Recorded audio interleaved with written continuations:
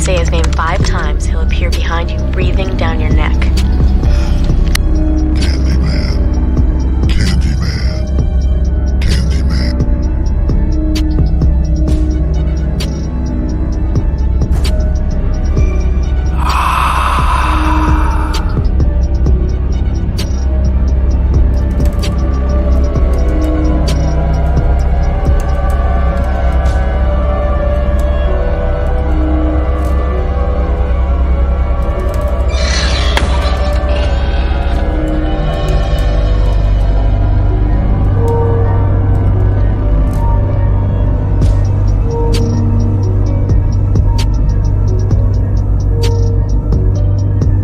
Close your eyes and count to 7. When you wake, you'll be in heaven.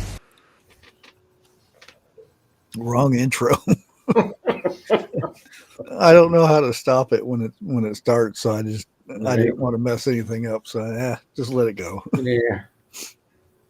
Hey B. Miss B. I don't even think I got the bot open, you know. Let me see. Lester, what's up, brother? Yeah, I've got one more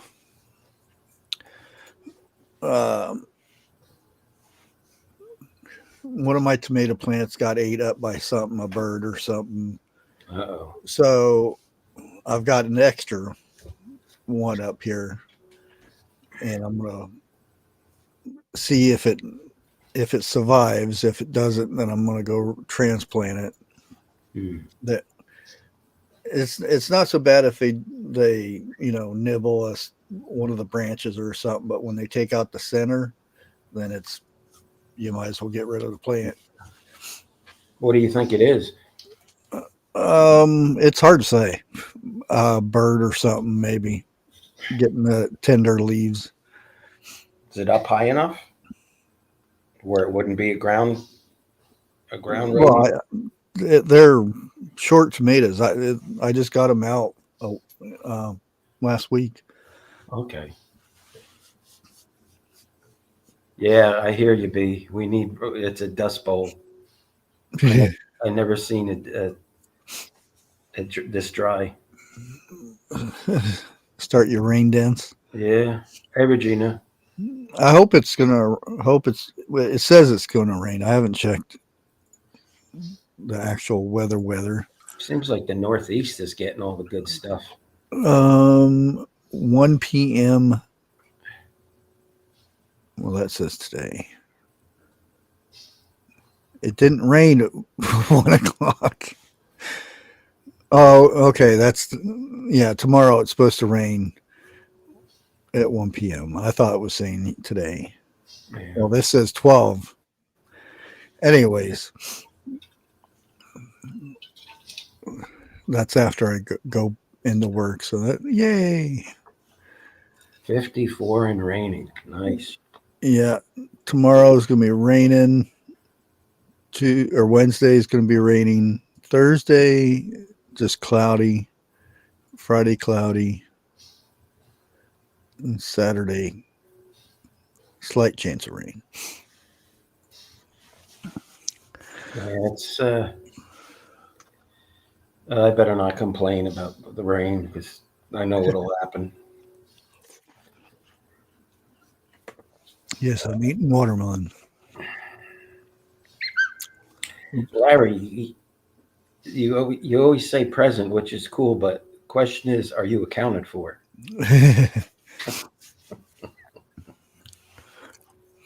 It's raining in Alabama. Yeah. And we're about Florida. Well, it's either northern you're part getting too much rain or not enough. Not any.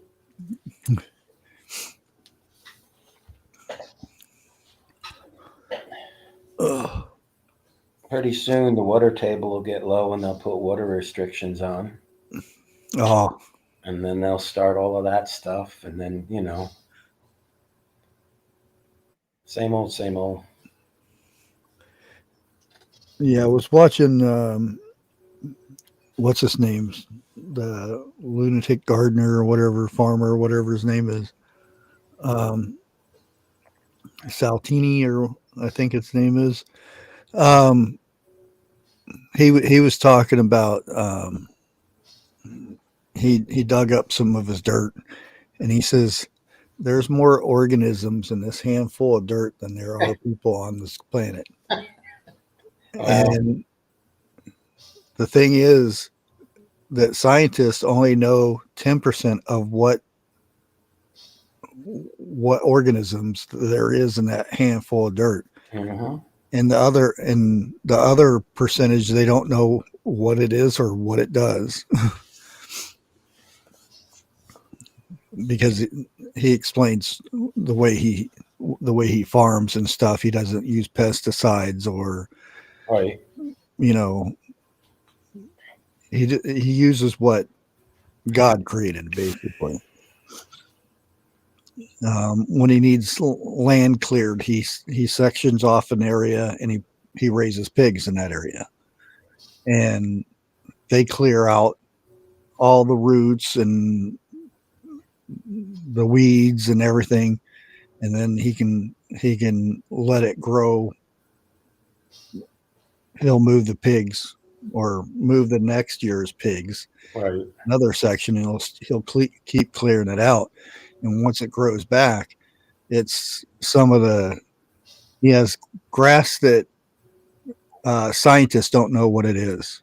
They have experts that come up there and trying to figure out what it is, and it's basically what was here before. Um, when the Indians were the only ones here, Right. and it just went away because of man, doing its thing. And then since the pigs go in there and Rut everything up. rut everything up, it's bringing up some of them seeds from 300 years ago, and they're germinating and created a whole new different type of grass. Mhm. You're talking about clearing a field. I a video came up in my YouTube feed, and this, I mean, I'm sure it's been around for decades or centuries or whatever, but this guy's had this idea. He had two dozers, I mean, big, heavy dozers, and they connected a chain between the both of them, and they towed them off the back of these dozers. Yeah. They were anything that was coming out of I don't care if it was a big tree, Mm-hmm. all that weight and that momentum and just everything that they just leveled the whole, where they needed to work. And then you come up with this chainsaws and cut stuff up. But talking about efficiency, get yourself a 200-foot chain and get busy. Yeah. I mean, sometimes it's just the simplest ways are the easiest ways sometimes. Yeah. Yeah. I'll see people going in there now, cutting all these trees down, and then pushing them over to the side, and then they get a something to pull the roots out of the tree trunks up, and then they push those over the side. And I'm like, you cleared out your area, but you have a wall of debris sitting over there just waiting to catch fire at one time. Yeah.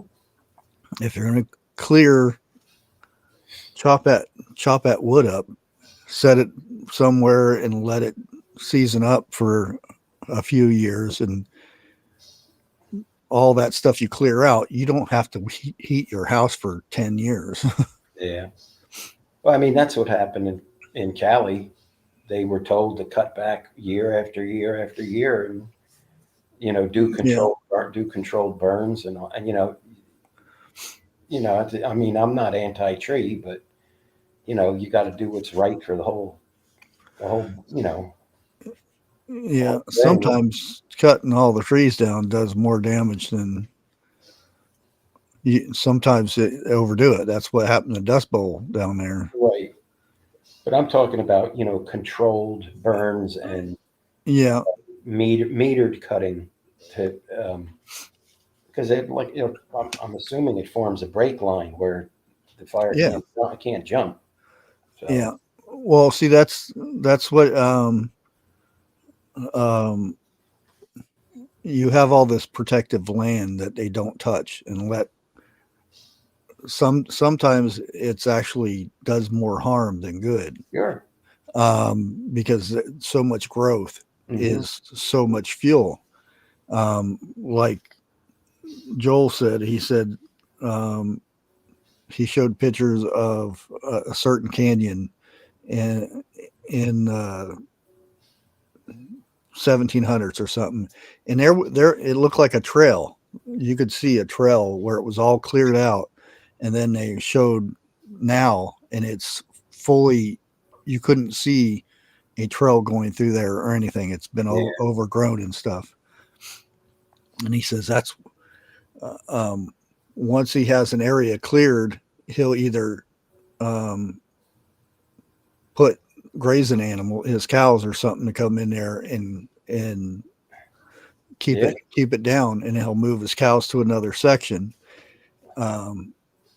or he'll go in there and dig a pond to where nothing will grow, and it's an habitat for animals, and Right. and if he needs fish, he can get fish in there and stuff like that.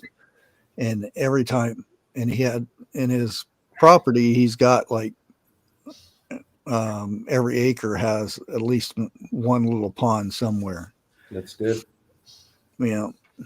Yeah, when my sister had a small farm, she used to have a bunch of goats. And when they needed something cleared out, they just let them run and get to it. They clear Yeah. it up. Pigs are the best though, because they'll eat the roots. Right. But not, you're talking about a domesticated pig.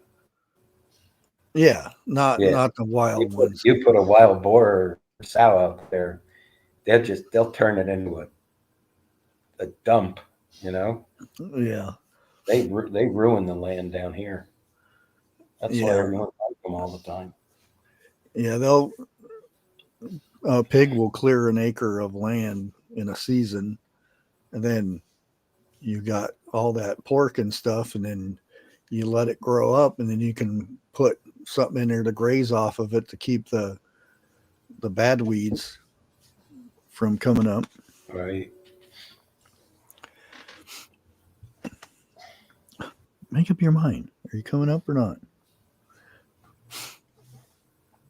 Oh, there's high country. I'm still waiting for a drop bear to show up in my backyard. That was so fun. First time I heard that story about a drop bear. That's to get the tourists. Yeah.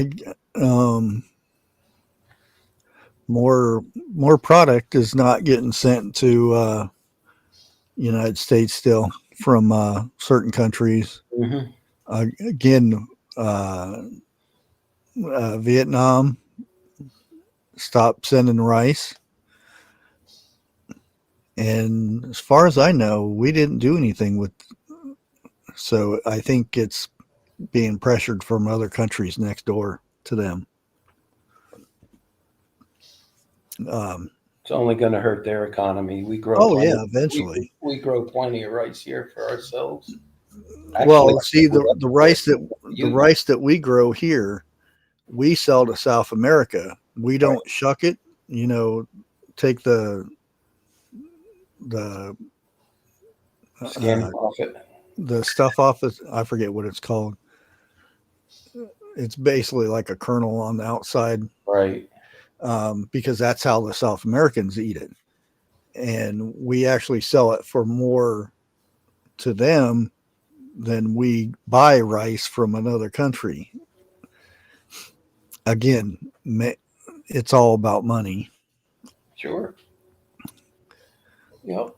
And you can't, and it's not so much you blame the farmers for it, because the farmers just do their thing. and they give it, they take it to that next middleman that distributes it to somebody else, and then whoever they give it to sells it to somebody else, and Yeah. goes down the line. Too many hands in the pot.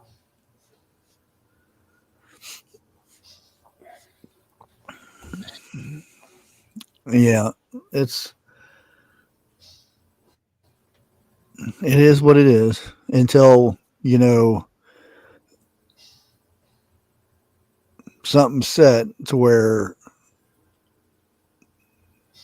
it costs them more money to export it than it would just to sell it here. Right. It's gonna continue that way. I'm not saying that's what we should do or anything, but because I'm not no businessman and that sorts, but we need the stuff we make here and grow here to stay here. Right.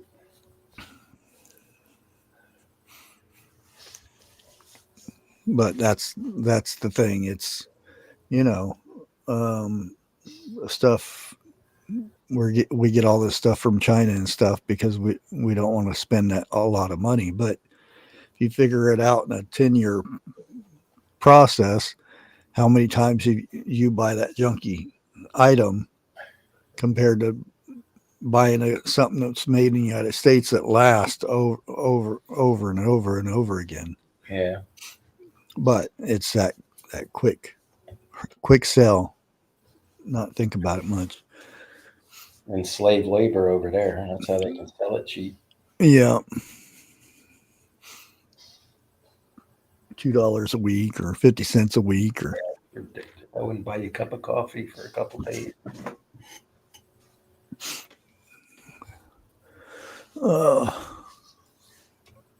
I was watching Monkey for a while. I used to watch them all the time, but then I got tired of all of the planes and this and that. Yeah. But it did show he does have a one of his apps shows the shipping traffic, and it is starting to move again. Just not, he says, it's probably going to take a little time to get back up to stuff. And like you said, the people are still negotiating. So, it's. Mm-hmm. They're playing their games. Yeah. And when they start feeling the pinch, then they're going to say, okay, that's what happens. Yeah. And that's just like in 2020 when we had the shortages and stuff. Yeah. When things started opening up and what everybody's expecting, why don't we see the stuff on the shelves now? But because it's all gone. It has to come from somewhere, and it just doesn't go poof, it's in a can and all that stuff. Or the fresh stuff, a lot of it wasn't even grown yet in the United States. It comes from another country. Yeah. Well, it's just like this current or this last election. People are like, well, why hasn't it happened yet? Why? Because it takes time. You can't. Yeah. When somebody's screwed things up for 4 years, you can't turn that around in 4 months. That's. And people were complaining in December when he wasn't sworn in yet. Right. Oh, he's been president for 2 months now and nothing's done. Prices are still going up. Well, duh, because the same guy's in the office still. It's whatever they see on Facebook is, it's true. Yeah. And Facebook is one of the worst places to look at anything now because you can even pop Dr. Pepper or Coca-Cola or something. You go to an AI thing and say, what would Dr. Pepper look like with um, blackberries, or which they already have that one, or something like that. Reese cup, and it'll make a picture of Dr. Pepper, uh, Reese cup flavored Dr. Pepper, and it looks like it's comes from the company, and somebody will post it and say, "Oh, this is new flavors coming out next week," Right. and everybody's, "Oh, I can't wait!" Falling It's for like it's not even coming from Dr. Pepper. It's coming from some weirdo that just posted it. it. Yeah, pretty much fake. It's and they talk about AI and stuff being horrible things, but they don't take the AI images off. Well, it's like the filters. You know, you see these dating things and everybody's using filters. You go to meet that person and you're still waiting for them to come through the door, and they're like, "Oh, hi, I am." And you look up and who are you? That's not what your picture looked like. Right. I stay in touch with a couple of friends that I've known since high school, but I don't, I don't make a point. There's some people that every 20 minutes they check in and say where they're at or what they're Yeah. doing. It's just like, I really don't need all that information. Hey, we are on vacation. Nobody's at our house, and we left money on our counter or something like that. Our TV's sitting right there next to the door, so hopefully nobody comes in and steals it. Some of the posts that people put on there, or their marital problems, or their dating problems and stuff, all over Facebook, and it's like, Yeah. Nobody wants to hear that. I don't. no, and nobody that would be friends with that person would want to get involved with that person because they don't want to be the next person on their Facebook. Yeah. Because it seems like as soon as something happens, it's on the Facebook. Yeah, my sister ran into a lot of problems after this last election. And, well, I wouldn't call it problems, but just like, a lifelong friend that just like turned like Jekyll and Hyde. And, Yeah. it's just like, you got to let that go. If you're going to be on social media and you got a thin skin, you're in for. You don't need to be there. No. I don't know how there are two brothers that are on YouTube, and they have two different channels and whatnot, and they really have, even if they do something like they're building or something and they do something wrong, or that they don't quite do a project up the code or something, their next 5 or 6 videos is them defending themselves on that, because if they get a bad comment, the next thing they do is make a video about it, or it's half of their next video is them, well, I did this because of that, and it just tells me that something in their household wasn't right when they were growing up.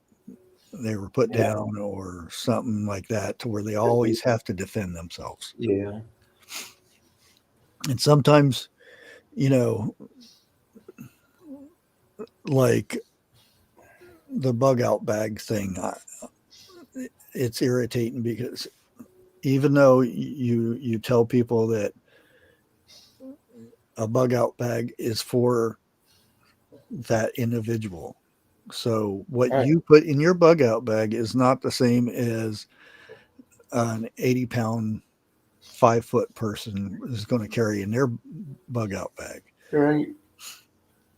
So that's the most annoying thing. And like I said, I do the videos, and I don't look at the comments because they're always annoying, and it does no good because there's 1,000 experts that sit at home and put a bunch of stuff in a bag and call it their bug out bag, and have never carried that bug out bag around the block, or let alone 5 miles. Oh, you got to have this. You got to have sunscreen. You got to have bug cleaner. You got to have all this stuff. And it's like, you're going to be carrying around a 300-pound house on the back of your back. Just as long as you don't bring a can of peanut butter like Jim. Maybe you have an ant farm following you. That's why I think the basic thing is you have a bag, and then the 5 C's, and then add to it as you go, but don't overdo it, because and those 5 C's, you can find replacements for them, like a cutting device. If you bust open the right knife, you can make a sharp, or not a knife, but a rock. You can make a knife out of a rock. Right. People did it before there were metal knives back in the day. Look at all the arrowheads. You can still find them. Cordage, you can make cordage. It's a long process. Yeah. You find the right tree, you can peel the bark off of it and make rope out of that. And it's just as strong as anything today. It just takes a long time to do. And a container, you can make a container. It's a lot of work. That's why it's good to bring a container. Combustion device, you could make a bow drill, but that's a lot of work, and it's just not find this long stick and a string and go from there. There's a lot of knowledge to know about what kind of wood will make a better friction against another type of wood, because you don't use the same type of wood to make a bow drill. Well, I've got a combustion device, and it has multiple uses. It'll give you a spark if you need one. Yeah. I had somebody tell me, which I didn't reply back to them, because that's their belief, if they want to believe that. And it does kind of make sense, but having a buddy on your hip just makes you a target. And in some cases it does. In most cases it does, I'll say. Unless you're in your own establishment, and that's your that's your deal. Because down here years ago we had open carry, and it lasted for 1 day, and there are so many idiots walking around strapped openly, and I'm just like, this is madness, man. And Wild West. Yeah, federal judge just shut it down right away. And first of all, concealed is much better, because why would you want somebody to know what you have? First of all, you just avoid the situations. And if you are, if you do have a friend with you, You avoid conflict. You walk the other way. You just, Well, there's this scenario, um, and I've heard both sides to it. So they're saying, well, if a guy comes in to rob a bank and he sees 2 or 3 people that have a buddy on their side, chances are he won't rob it. And the other one was when he goes in to rob the bank, he sees those couple people with said thing on their side. That's the first one he's taken out, and then robbing the bank. I know it is here. I didn't think it was legal to have that inside a bank. Yeah, you're not supposed to. It was just one of them scenario things. But usually, if you you go into a bank, it usually says no firearms allowed. Oops, Yeah. I went and said it. Sticker on the door, about 5 inches off the floor that you can barely read. That you can't get in a federal building, which is, I mean, the rules are the rules. Well, yeah, because they're a prime target. You might as well say. I've seen, like I forget what the last time I was at a courthouse. It was down here. Yeah, Well, that's good. It's a big building, so it had the court was on the top floor, and then the permitting and licensing was on the. So it was a combined building of all that. But still, when you walked in the first floor, you had to go through the metal detector. And this guy walks in and he's like, "Oh, I forgot I had this on me." And the sheriff's department's there, man, and the metal detector, and he's like, we could be real mean and really bust you and give you a ticket, but Yeah, you have a carry permit. He's like, just walk it out, put it in the car, please. And I'm thinking to myself, I get in trouble for this thing all the time. Well, yeah. I forget all about it. I put my keys up there and they say, hold it. Bring that back here.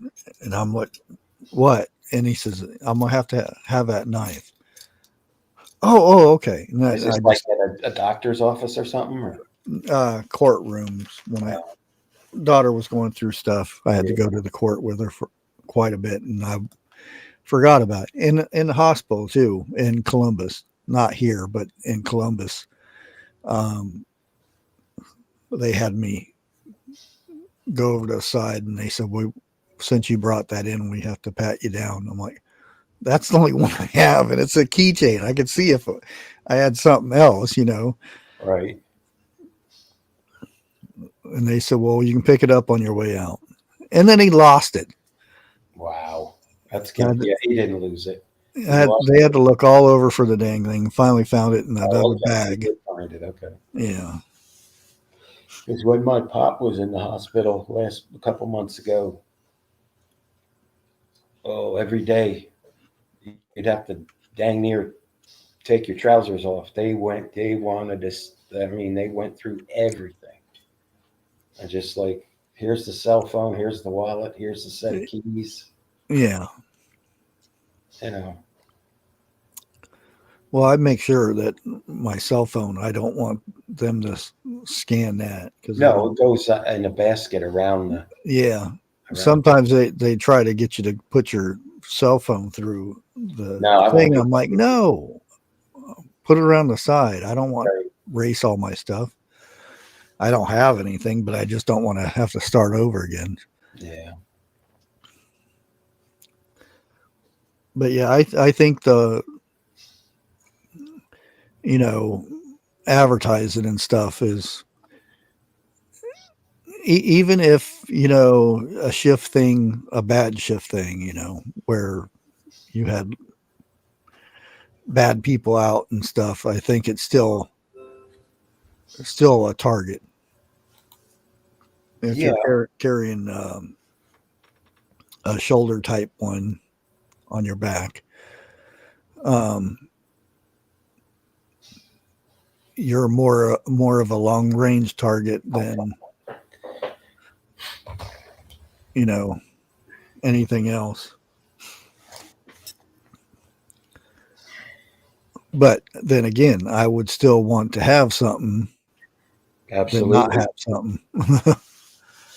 Oh, no, I'm not saying not have nothing. I'm just saying it's, Yeah, in my opinion, it's better off. don't advertise it. Right. Because that's what makes people think, gee, do I really want to try jacking this guy up, or, you know? Yeah. If somebody doesn't have a buddy, they have a sharp buddy. Right. And they come up and said, give me your bag. And then you pull something out and say, no, they're going to take, they're gone. Or you say, give me yours. that's like a, when Angry Prepper used to do those, do interviews and stuff. He would say, shift event, and you come across a hidden stash, what would you do?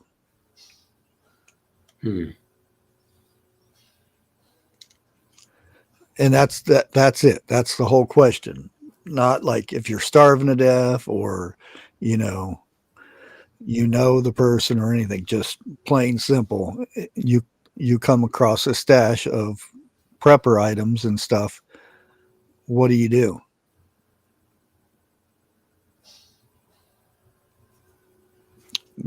Go ahead and answer it, Eric. Oh, well, am I out in the field and I'm finding a cache of this stuff, or? That's the whole question. It's up to interpretation. Well, first off, if you're prepared, you don't need someone else's stash. I'm I believe in karma too. I think if you're a bad person, you're going to get it back in spades sooner or later. So, I mean, if you had starving kids and all that, that's See, this is where right. You can go to, Right. You can flip it back and forth on Sure. all kinds of Yeah. different things. So you're going to get 25 different answers from 25 different people. Yep. And the thing is, you don't know if you already have your stuff. You might have lost everything and you found that stuff. And the thing is, that stuff could be poison. Sure, it could be. You don't know. It's waiting for somebody to start eating it, and they come by and take all your stuff. Right. Or it could be booby trap. There's tons of different scenarios in something like that. And there's my one. I said I would help cover it up more, and then mark it on a map or something. Mark it in my mind where it's at, and then come back in a week and see if it's still there, or keep an eye on it, or always have it in the back of my mind. There's stuff there. Because if I'm already packing a bunch of stuff trying to get to a location, I don't want to carry a bunch more stuff unless I don't have anything. That's why there's so much into that. It's a loaded question, kind of. Yeah, it is. Like you're saying, if you've already left wherever it is you used to live, yeah, and you're out and you're looking for where your next meal is going to come from, that's a total different animal there. I mean, even then, you still don't know. You still don't know if it's safe. Right. Because so many times I've seen shows where they purposely leave something out, and that person goes and eats it, and then they wake up in somebody's basement or something. Yeah. Missing a kidney. Yeah. But I still think it's good to it's good to think about those things. Those weird questions that pop up, and you start thinking of certain different scenarios in that, you know, and you start thinking of, oh well, maybe that person who had this stuff isn't around anymore, you know, so they're not going to need it. But then again, they might. it's a lot. Yeah, you never know when something's a situation is gonna arise, and in that type of situation, you don't really have time to stand around and think about it. You're either going to take it or you're not. Mm-hmm. Right? Yeah, and again, you don't know if it's booby trapped. You're going to step on something and go boom. That's why I said I'd probably put some branches over it or something, and remember where it's at, or mark it on a map or something. Right. And that says a lot right there too. If you keep record of stuff like that, and not memorize things, what happens if you lose that map, or you know somebody robs you and they take the map? They know your routes, and you know where water is, and all kinds of stuff. There's, you know, it seems like every good idea that you can think of, there's always a better one. Or no, there's an opposite to Oh, sure. a good idea. There's probably 20 opposites to it. You know, like you would think making a map of where you have stuff hidden. If you made a map to it and you lose that map, somebody else can pick that up and find out where your stash is. Another thing is they can sit there and wait for you to show up at that stash. Well, if you're worried about a booby trap, as a very good friend of mine always says, let's poke it with a big stick to make sure. That's one way of finding out. I did have salt because I put the good salt on there. That way I get more vitamins and stuff, or minerals, or the good stuff.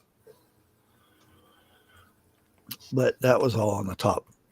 So most of the stuff is unsalted now. Every once in a while I'll get one that's got salt on it. It's like, ooh. Yeah. You know, even though I was kind of under the weather last night, when I was grilling today, I asked everybody, well, who wants corn on the cob? And the only person that wanted corn on the cob was me. So when I went to Publix, it was 5 years, I think, for $2. So I just bought one big ear of corn because I haven't had a piece of corn on the cob in a long time. 40 cents. So yeah, took the husk off and cleaned it up, and I coated it with extra virgin olive oil, lightly coated it, salt and pepper, and then rolled it up in some aluminum foil. Had it on the grill, turning it, you know, along with the meats and such. And oh boy, I miss corn. I haven't had corn. I know I can't have corn. I know, but I thought you were going to say everybody wanted your corn on the cob. Yeah, right. No, they're all like, no, we don't want corn. Huh. Just, yeah. It's been a while since I had corn, and it was good. One of the best ways I've done corn is I don't shuck it or anything. I'll get it in a bucket or a cooler and Oh, push it under the water yeah, soak the and husk. let it set there Yeah. for a good while, 6 hours or so, and then put it on the grill. And oh man, that stuff is so good. Because you get all the stuff from the silk and everything. Yeah. And the cool part is you just pull all that off, just one little shot Mhm. when it's hot like that. Yeah. Yeah. I left a video the other day for TH2. And, I don't. Did you see it? Oh no, wait. You don't scroll back. No. Tasha says she's gonna mug me for my watermelon. And this guy, he did something with the corn on the cob with the husk on. Oh, he cut about 2 inches down from the tip, Oh yeah, and then pulls it right off. yeah, but he did something else with it. I think he soaked it, and then I think he either put it in the oven or he nuked it for a minute. And he was able to just like squish it right out of the. I mean, it just popped right out of the. Yeah, Real clean. yeah. But then again, there sometimes putting butter on it and grilling it, doing the Mexican corn thing, the That's street delicious. corn stuff. That's delicious too. Yeah, that's good by itself like that too. Mhm.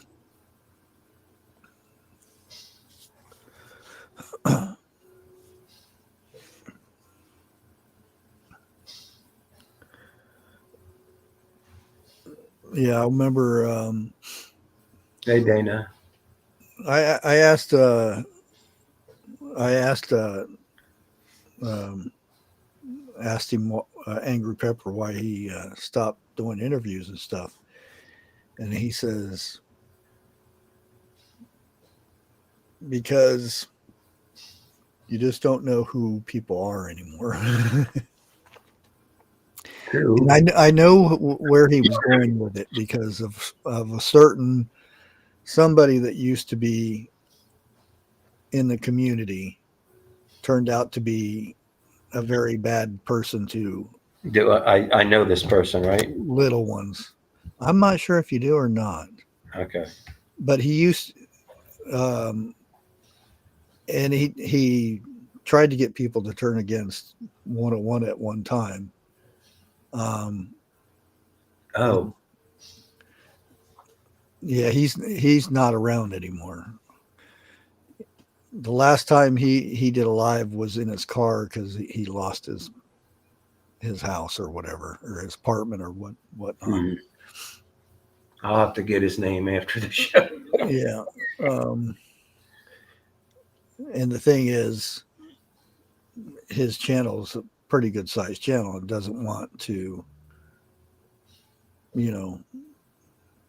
have the wrong person because it can backfire on a person. Yeah. And I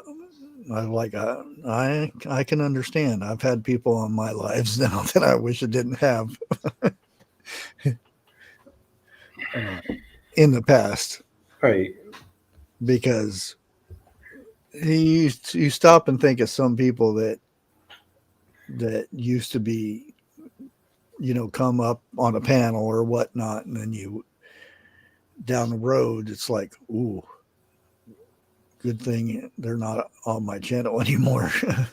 Yeah, because it takes a while to get to know somebody. And even then, I mean, without sounding like a downer, I mean, I've known people that have been married 30 years and just one day, they're up and see you.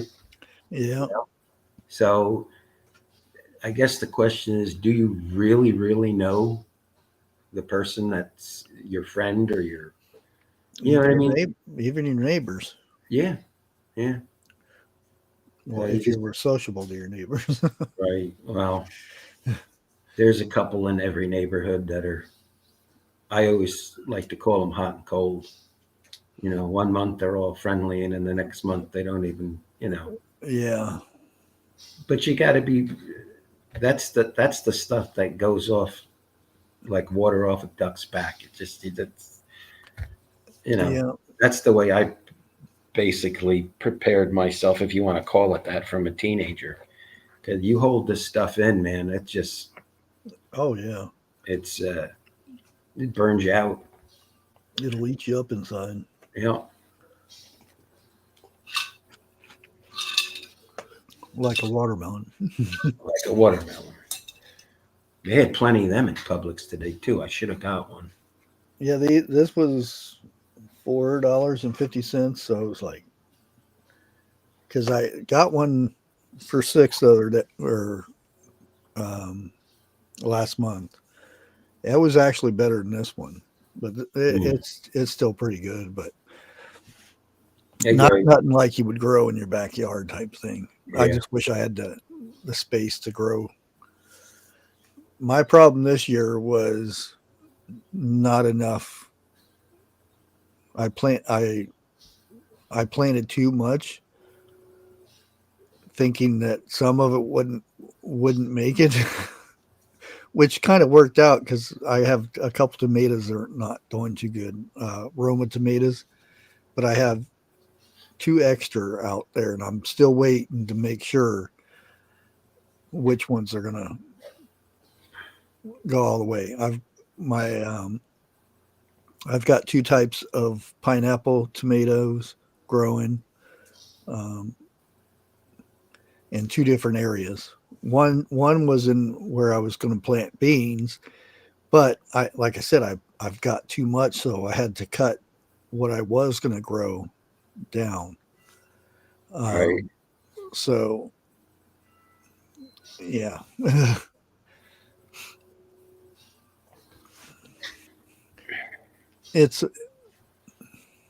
And my cucumbers seem to have died. Really? Well, I think it's that bird or some kind of bird that pulls a plant out and killed it. Other one, it just shriveled up from the heat. And so I may have to, because it's I could do it by seed, but I'm already behind. So I might just go up to the place tomorrow and get a plant, because it's 3 for $2.49. So it'll work. And another thing, I had all my plants put in a row on my porch. We had that windstorm, and they all got knocked over. So I have no idea what plants are what, except my tomatoes. I can tell by the look of tomatoes what types of tomatoes they are. That is because the different types of the big tomatoes, I can tell by the stems are bigger tomatoes. Yeah. And I can tell by the color of the stem which ones are going to be a darker color and which one's going to be a lighter color. So one of them is going to be like a yellow tomato, and the other one, because there's 2 different types of pineapple tomatoes. One that is kind of orangish to dark red in that area. You cut them open and it's lighter colors inside, almost like a rainbowish type, not with the pink and other colors, just different shades. Come on. And the Roma tomatoes, I can tell just by the stems and the shape of the leaves, because I've planted them so many times. But peppers, some of the peppers I can tell that are poblano peppers because they have a bigger leaf on them. Jalapenos have a smaller leaf, so I can kind of guess those ones. But I have a couple other. I have some bell peppers, and I have some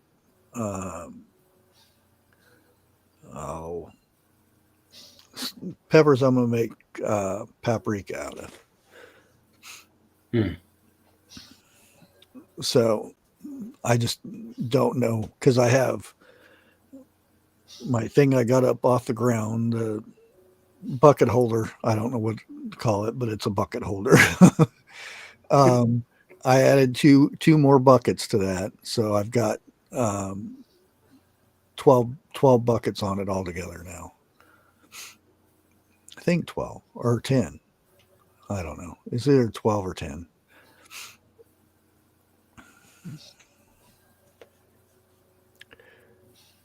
Yeah, I did just 6 plants this year instead of 3. Um, not last year, but the year before, I did um, three Roma plants, and I ended up with almost 4 5-gallon buckets. So that's not bad for 3 plants. So if they do good this year with 6 of them, I should have enough to where I can make some barbecue sauce and some spaghetti sauce and some salsa. Hopefully. All right. Hey, Ann.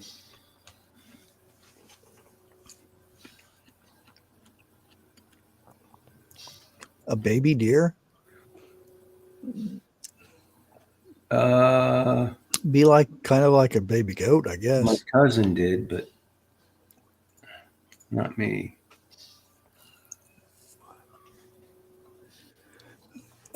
Peppers. I don't know which peppers. I think some of them are jalapeno, but the other ones I think are the. I wish I remember the name of them. It's a red pepper. It's from Italy somewhere, and it's they grow up instead of down. I don't know why, but they'll grow up until they get to a certain good size, and then they'll flop over. A bell pepper? The pepper itself, not the bell pepper. It's like a hot pepper type looking thing, but it's not hot. It's a sweet pepper.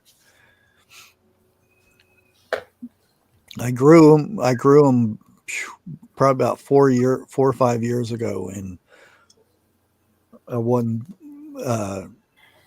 at the time when I was in Shed Wars. Grew the biggest pepper. It was 14.5 inches long. Wow.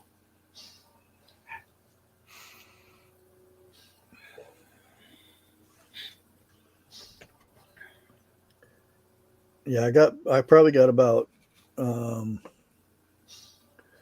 more year in one of my raised beds, and then I'll have to rig something else up.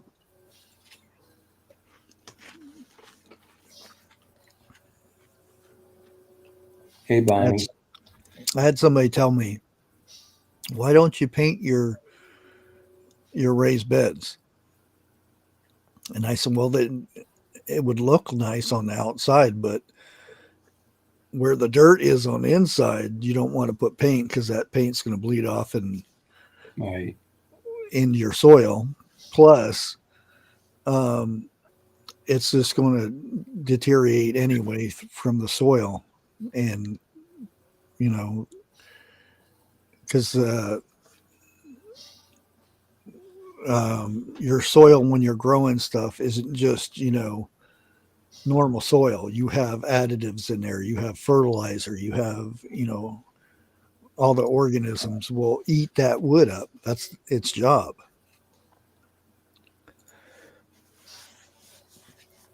No, that's not it. No, I have. It's a weird Italian name. I can't remember what it is, but it makes some of the best paprika. And I'm going to actually smoke the peppers first, and then dehydrate them, or not dehydrate them, but string them up, because it's so much better when you just string them up. You cut cut the tops off and just let them dry. A lot of times you don't have to cut, depending on what you can cut some of it off, but leave it to where it's capped so bugs don't get in it, but don't leave a big stem because it takes longer for it to dry out. Plus, if you leave a big stem, it'll actually keep growing. That wouldn't be the Hungarian bulldog paprika pepper, would it? No, like I said, it's an Italian name. I Well, actually got them from a place they sent me the wrong seeds, and they said they ended up sending me the seeds I wanted too the next time around, but they usually sell for $30 for 6 seeds because they're a rare Italian pepper of some sort. And I'm like, oh, okay, I'll keep them. yeah. And I kept like about, I let 4 of the peppers go bad because that's soon as the pepper dies, that means the seeds are ready to, they're good. Because if you just harvest any old seeds, a lot of times when you go to dry them out and grow them, chances are you won't get anything because they won't germinate right. Because that's the whole process. The same thing with tomatoes. If you let a tomato go ripe and go past ripe, their seeds are fully developed then. You got a lot of answers in chat. Yeah, I still haven't seen the name seen yet. No. Uh, And it's a really long name too. So I'll have to remember and bring up the Capsicum annuum. no, that's a spicy one. That's a hot paprika. Mm-hmm. Well, see, now this is going to bother me. I'm going to be up all night.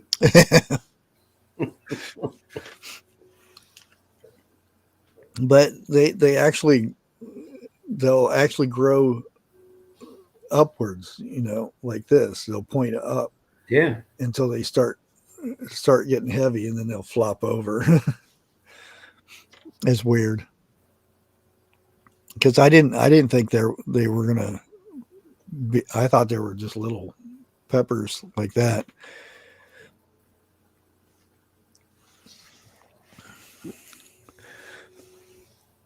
I mean, how many varieties of peppers can there be? Oh, there's thousands and thousands of them, just Really? like tomatoes. Yeah. You would be surprised. I've got, because I used to, Garden State Gardener. He used to do the thing,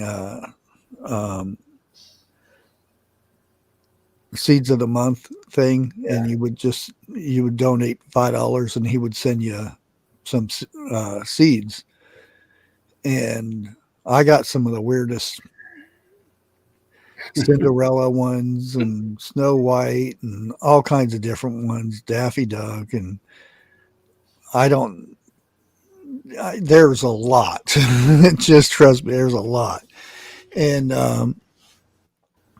some of them I did plant. Some of them didn't turn out too hot.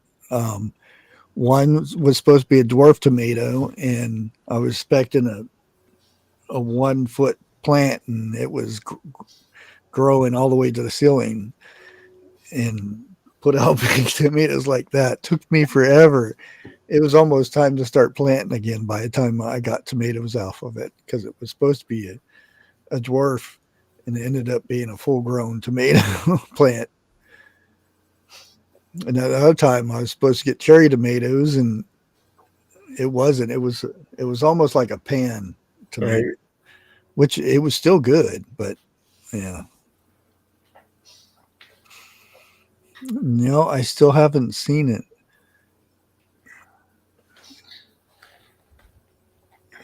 That that's something like it, but it's not quite. Again, it's an Italian name, so it like I said, it's a long Italian name. I would just say forget about it. Like I said, and this was about 5 years ago when the guy said that they accidentally sent me the wrong seeds. These are rare seeds that only come from someplace in Italy where his place was.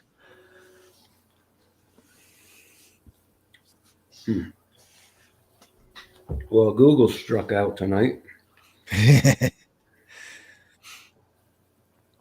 And I don't think they're meant to be paprika, but it made great paprika. That's what I call it, because once the first batch I didn't smoke. The first batch was just plain, you know, and I did the dehydrator thing and dehydrated them, which I shouldn't have.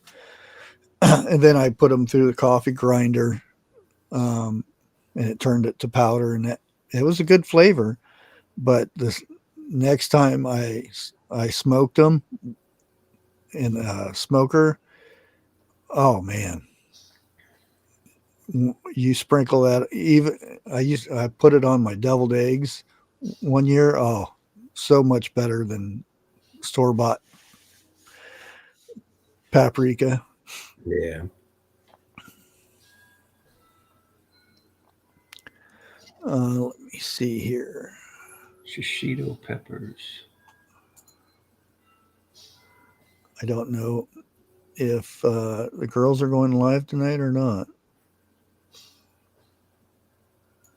Let me see. Didn't see a notice. Live.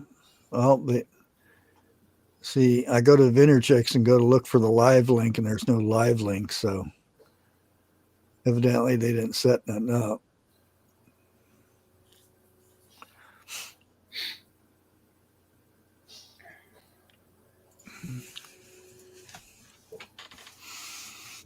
Oh. Dolce Italiano. No.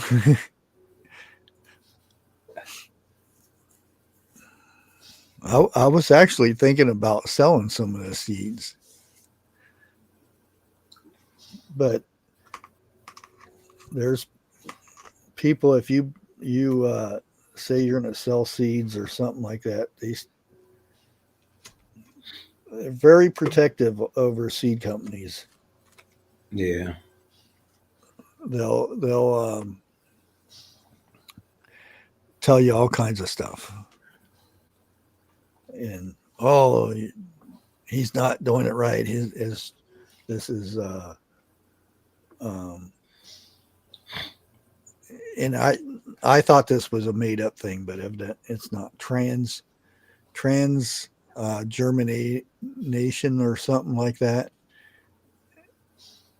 And I guess it's supposed to be a thing, but Is that a seed that doesn't know whether it wants to be a certain type of seed? that's what I thought he was getting at. But evidently, it's when a plant germinates with another plant, and I don't know, because you have male and female flowers, but I don't know how it does it, but it's supposed to be a thing. And I'm like, I just wanted to sell a few seeds that are expensive seeds that I thought might be good to get more people planting them over in the United States. Yeah. And it's not like other people don't, they'll take one pepper and mix it with another pepper to get a different flavor out of it or something. People do this all the time. a lot of times that's how, you know, certain peppers are made. The sweet jalapeno pepper was made this way. I'm pretty sure that it was made this way on accident, but Yeah. you know, you sit there and think about it, and who wants a sweet jalapeno? Although I make cowboy candy, that's sweet, but it depends how many seeds you leave in there, and the other stuff, the whole veins and stuff.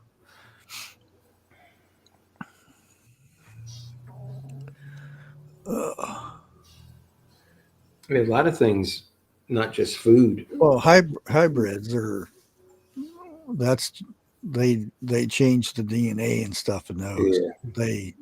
They splice the DNA from one tomato to make it, and they put in stuff to where it's fights off the bugs and things like that. Mm-hmm. Did you ever try to freeze dry cowboy candy? Oh, that's a good idea. If I had a freeze dryer, I would probably try that. I wish I had a freeze dryer. I would be freeze drying all kinds of stuff. Because right now, when I go to work, I'm like, there's only a few things, because I've been eating the Slim Jims that don't have sugar or spices and stuff in it, and boiled eggs. Like yesterday, and it's starting to get to me a little bit. Yesterday, I had all I ate the whole day was 2 hard-boiled eggs. And I was running out of gas when I was working out in the garden, because I had to pull my gorilla cart full of dirt up the hill to get to where I planted my potatoes, and I barely made it up the hill. Time for a steak. Having a watermelon, huh? Time for a steak. Well, I had hamburger in there, but it wasn't thawed out.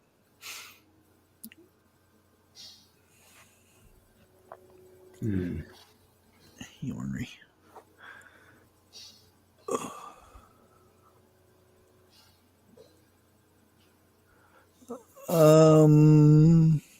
I don't know. I don't think she does.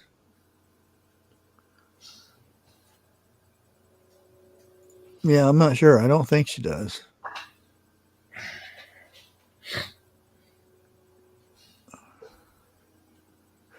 Oh, you've done the cowboy candy would probably be pretty good freeze dried.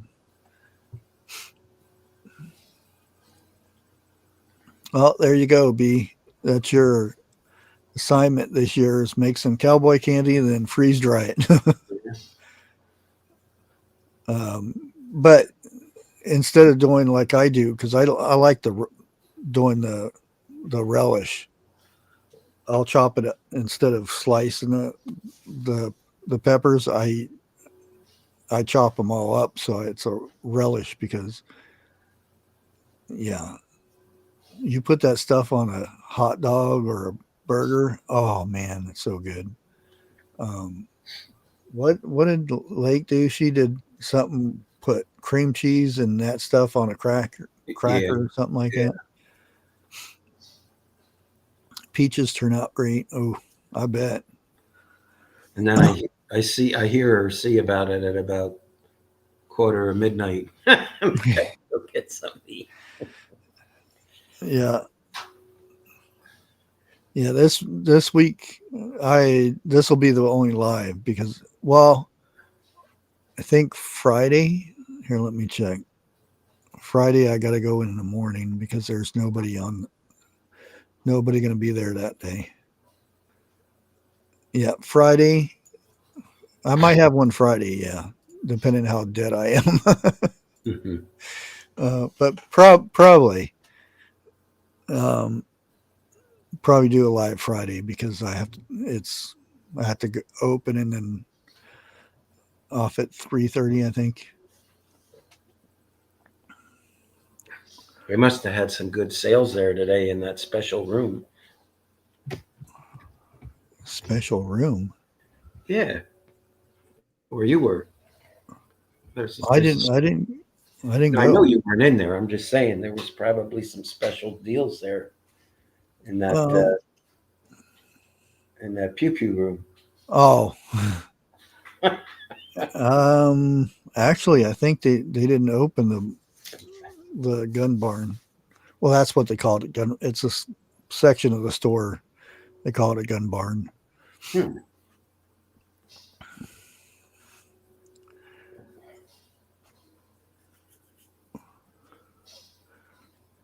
Oh yeah, that sounds good too on your deviled eggs. Ooh.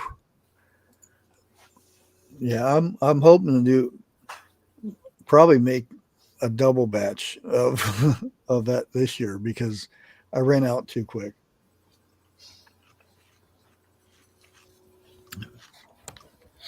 I went and gave half of it.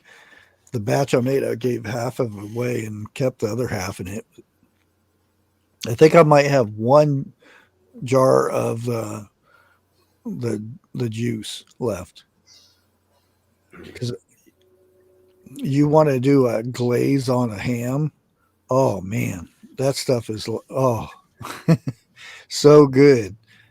You bake your ham and then about 15 minutes before you take it out, you pour that on the ham and then put it back in there and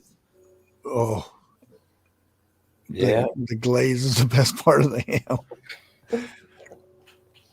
You get a little bit of spice and the jalapeno flavor and the sweetness. Ooh, good stuff.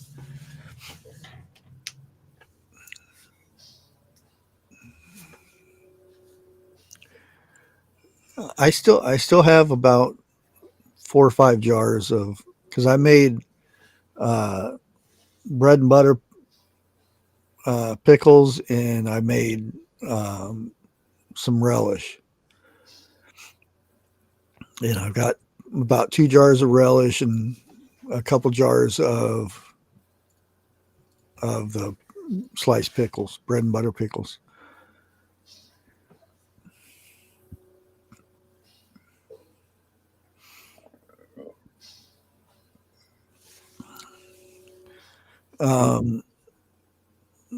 The Needy Homesteader makes she makes an onion one, an onion glaze or onion thing that goes on your burgers and hot dogs and stuff, Yeah. and a bacon one.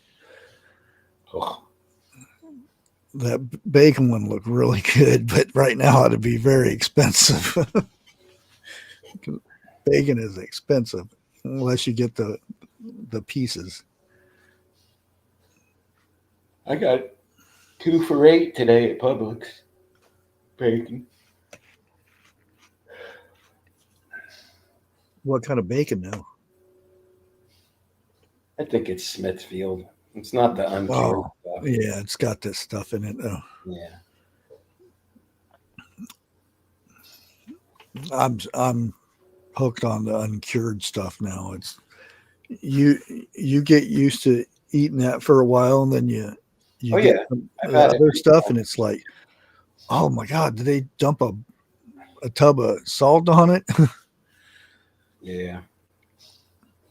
That nitrate and stuff that they put in there to make it last longer and stuff.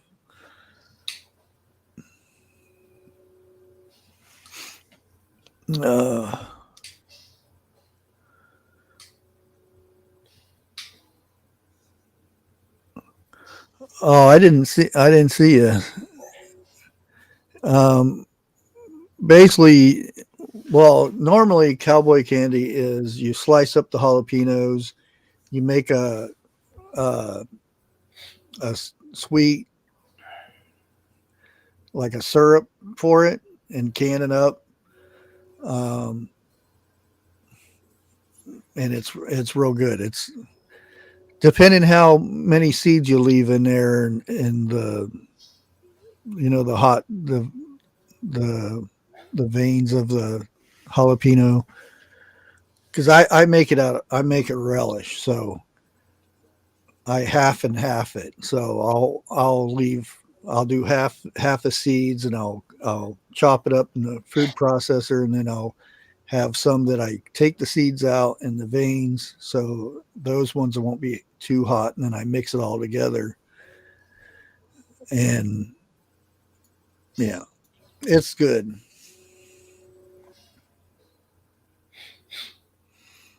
Working at Roll King.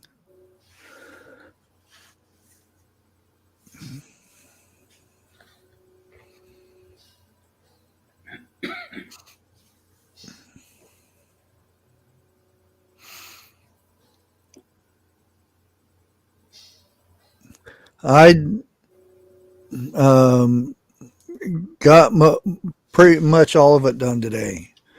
I planted my potatoes, um, about 6 other peppers.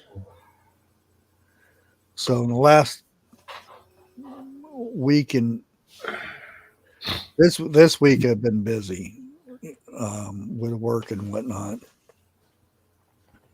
It's been a tiring week. Well, we had the Mother's Day week was very busy, even after Mother's Day. Yeah. The Mother's Day, they called me in because it was so busy. And then they run a special for 5 bags of mulch for $10, and everybody's going crazy over that. We're out of black, red, and we're almost out of brown now. So Wow. you want to hear people complain. They'll well, it's even worse when the cash register, the cashiers don't know that we're out of a certain color, and then they'll sell them that, and then they'll come ask for it, and we'll say, because they'll say, so a customer's coming out for 50 bags of black mulch, and we'll say over radio, we don't have any black mulch left. And then sometimes they will relay it to the customer, and sometimes they won't. They'll come out, I'm here for the black mulch. We don't have any. Well, they didn't tell us, Yeah. But we usually tell them, well, we have this color. I like the cypress mulch because it's lighter. It seems like they cover it up or something because it doesn't get all wet. I think it's the dye that weighs it.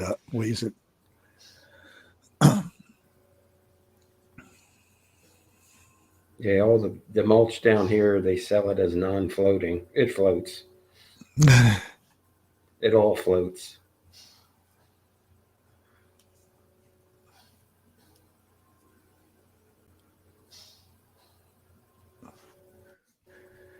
Oh yeah, usually when you make your brine or any of when I did the pineapples, whatever juice I had left, I canned that because I can mix some rum in it and have pina coladas or something, or I can just pour it in some fruit salad, or just drink it. Because I didn't add sugar or anything. It's just pineapple and coconut water.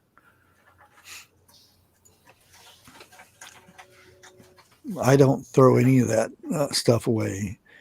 Even the mixture with the cowboy candy, you want to make some good potato salad. You pour some of that in with your mixture with your potato salad. Oh man.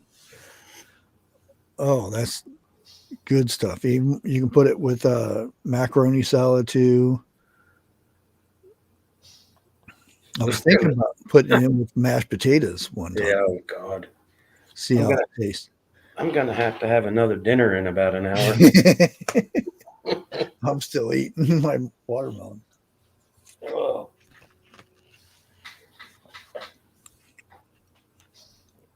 No, I got a big bag of, I think is it Fiji apples? It's real good.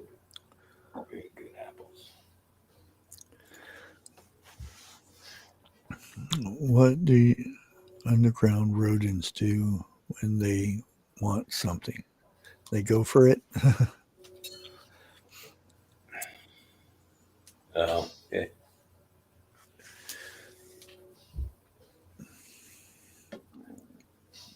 But that sauce is, I wouldn't even call it a sauce, juice, whatever you want to call it. It's good for pouring on chicken. Oh, Wonder how it would be on fish.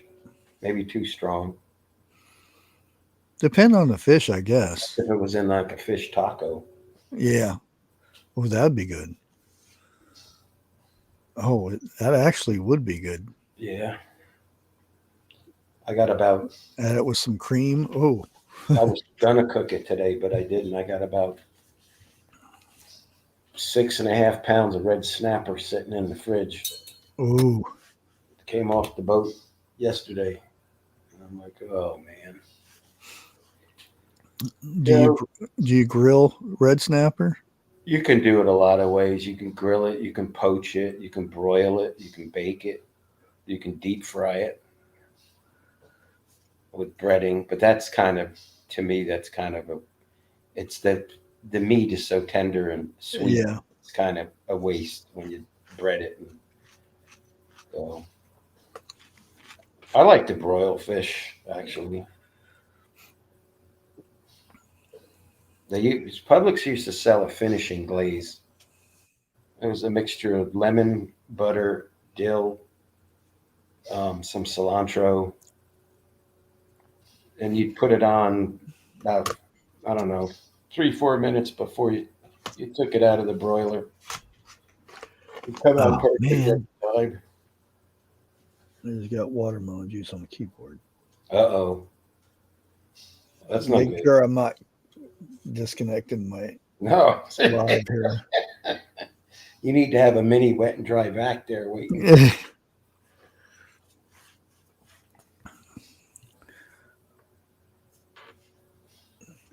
Yeah, I plan on at least making quite a bit of spaghetti sauce. I still want to get one of them oven roasters that has the lid on it and stuff, because Right. you can do a lot of sauce in that and just let it Yep. cook down. Low and slow. Yeah, because I've got a big pot. Well, now I have that other pot, but I'd want to. Well, I do have some pots, but I think a roaster would be better because I could keep it over on the side and just let it go slow cook it all day. Yeah. I used to do crock pot meals a lot, and then I don't know. You get your stew beef and put your layers of veggies down, and Mm-hmm. your Lipton onion soup mix in there, and Yeah, low and slow all day long. that's how I. Well, I Instapot it now. Yeah. I'll get my pinto beans, and I use chicken broth, and I'll put them in the chicken broth, and then I'll put the spices in there, and then I'll do pressure cook it for 30 minutes, and then I'll fry up hamburger and all that stuff, and make the chili, and just let it slow cook for 4 hours, 6 hours, or whatever. It's the best chili. That's And why. again, nothing can either. It's all if you use a can opener to make chili, you're doing it wrong. And even that's going to be better the next day than the day you cook it. Yeah. And I've been wanting chili too, but um, put it this way: lifting big bags of stuff when you got gas is probably not the best thing. Uh,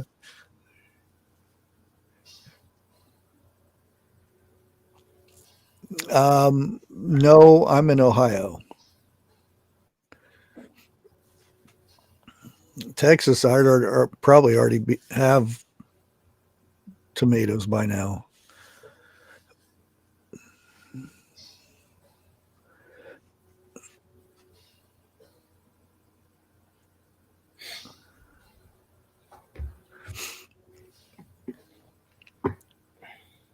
Yeah, if I was going to slow cook the beans, I would soak them ahead of time.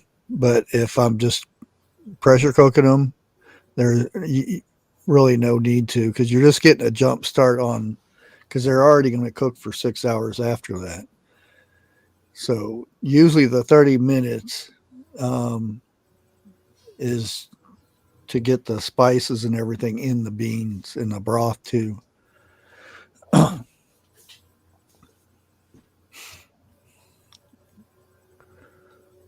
Maybe one of these days I'll do a video on chili. Sure, why not?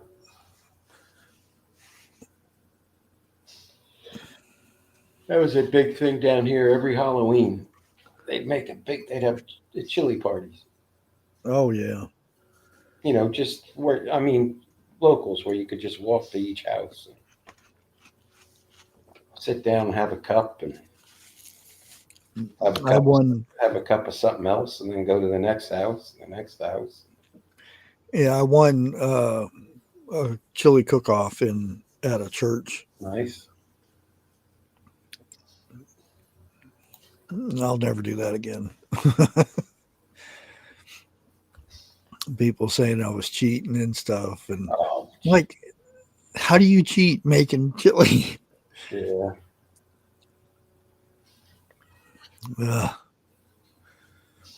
There's always There was like a good 50 people made chili too. Oh, I always have the best chili, and probably a good percentage of them use a can opener, because I don't. I used to use kidney beans until I started getting good at doing the pinto beans, because that's more authentic is pinto beans, not Yeah. kidney beans. That's Americans did the kidney beans. Hey, Bush, I'll be right back. I got to let Jack out. Okay. Yeah, that's why I the only thing I can think of is you using a canned chili or something, but to me, canned chili isn't that good. Only time I would use canned chili is maybe on a hot dog or something for chili dogs. And just because if you don't want beans on your chili dog or something.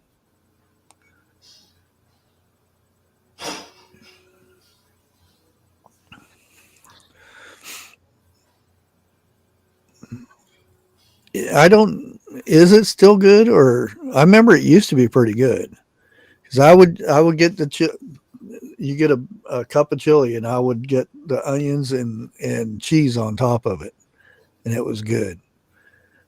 But I haven't had any of that since the 80s, so I don't know. And that sounds bad. I was wondering that the other day. Do they still sell chili at Wendy's?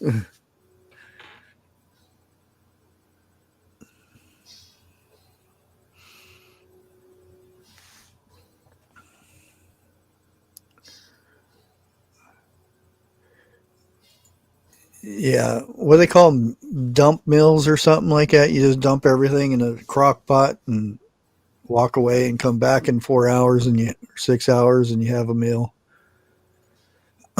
That used to be very popular on, cooking channels and stuff, but I don't see it too much anymore.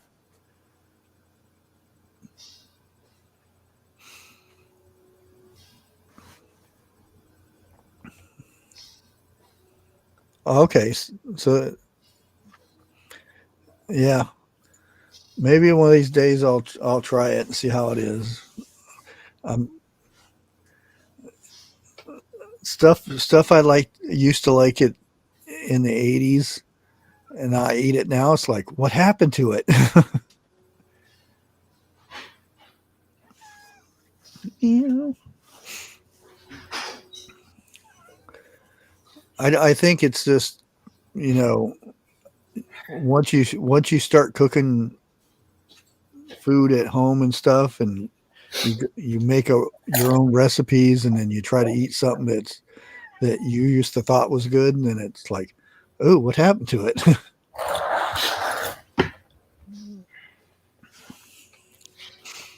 Meat shanks instead of meat. Yeah, we used to get Wendy's chili years ago. Yeah.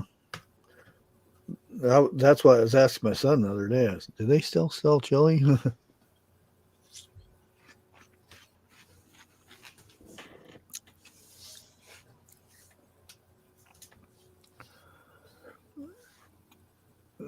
Yeah, same here. It's just not the same.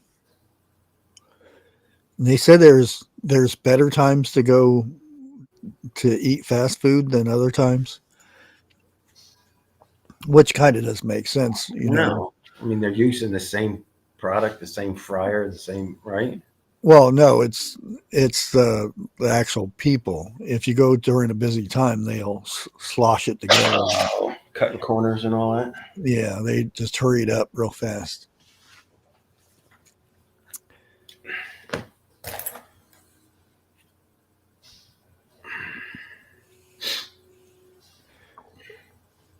Yeah, I forget what where you'd have all your vegetables in the water, and then your sauce and the meat in the top part of the can. You talk about that one? We had that. We used to eat that a lot, probably 10, 15 years ago, but now it's like it's all bean sprouts and a couple little other vegetables in there, and that's about it. And there's like hardly any meat now, and it's like, ooh, what did he do to this stuff? Yeah. It used to be pretty good.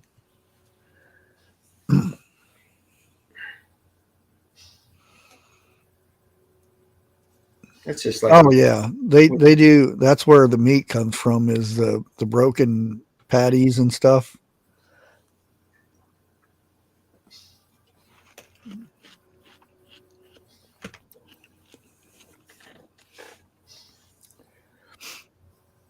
Because I was eating chili one time, and I had a triangle piece of the hamburger, and I was like, they use the patties.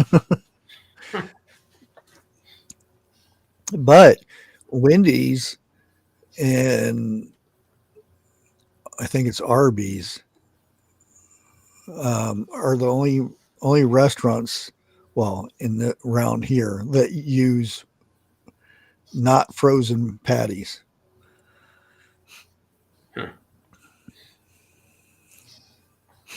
Now I know there's probably other restaurants out west and the south and stuff that probably do, but up here it's just Wendy's and Arby's.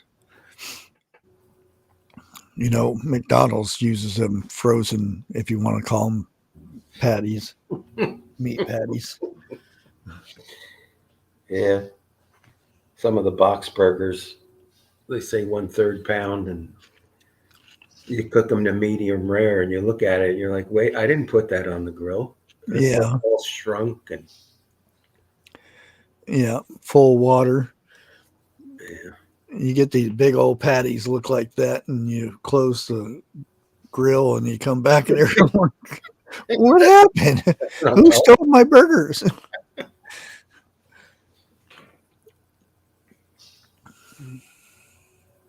Figure if you put enough onions, mushrooms, and cheese on it, it'll keep it from all pulling together, kind of flatten it out. Yeah. Yeah.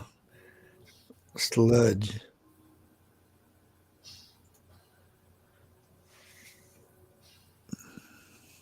Our Arby's is pretty good, actually. They a lot of times they'll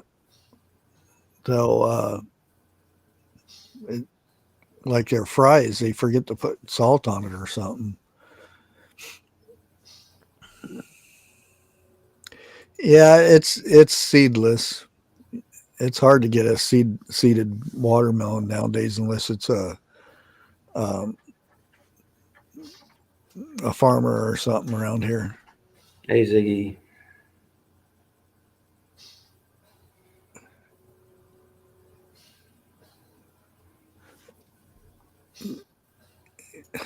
That's a YouTube thing. I can't control what YouTube does. They can't really do lives like that. Now, videos, when I do a video, it automatically puts in closed caption. Lives, you can't do closed caption. Now, if you come back the next day and watch it, then you can watch it with closed caption because it has time to process the video.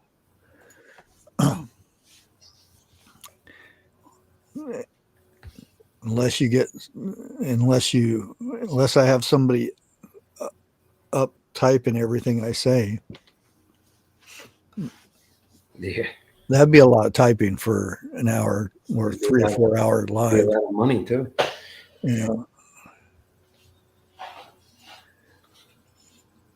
Yeah. Unfortunately, our farmers market is a craft store now. Wow. How you doing, Ziggy?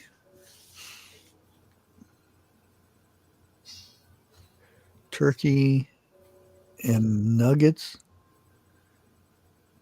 tomorrow with Jiffy Hush Puppies. Ooh. I love a good hush puppy.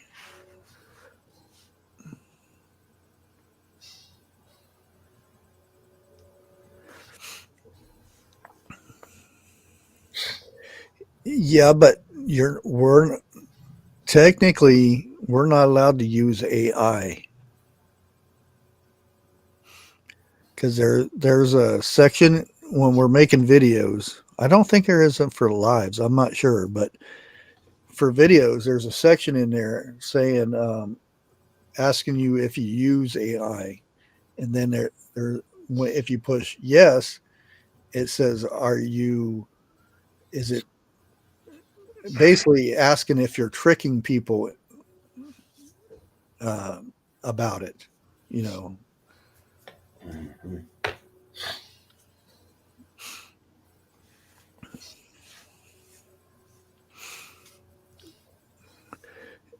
Yeah, YouTube already said it's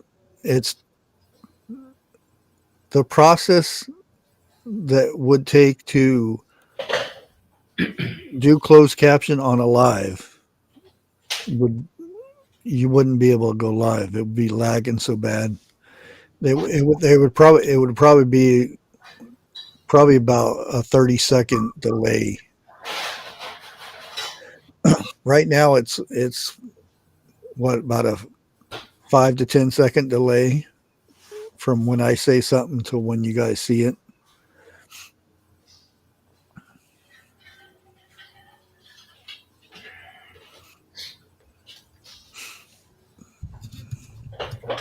Yeah, all I can say is, pay attention to what time you think you see something interesting I'm saying, and then go back a day and see what it says, or with the closed caption. because I like I said, I have no control over it. That's a YouTube thing. And you can ask YouTube yourself, why don't they do closed caption on lives? There is no setting in it. If I go into here and go to live, edit, customization, there nothing. The only thing they have is live chat replay. That means I always do this in case, we're doing an interview or just a live. And so people can see what chat is talking about when I'm talking about something or a guest is talking about something. I think it's weird that people turn that off when you do a live, so you don't want your audience to see what chat was talking about. I don't get that. But the next thing is participation modes, and I've got it for anyone can send messages at the moment. I may change that to subscriber if we get a jerk in here or something. And then it's live reactions, which they moved the live reactions into the chat now, so it's not in the way. So I leave that on. And then it's slow-mo, which I don't have slow-mo on. And then it's redirect and a trailer. That's it. That's all you get for customization for a live.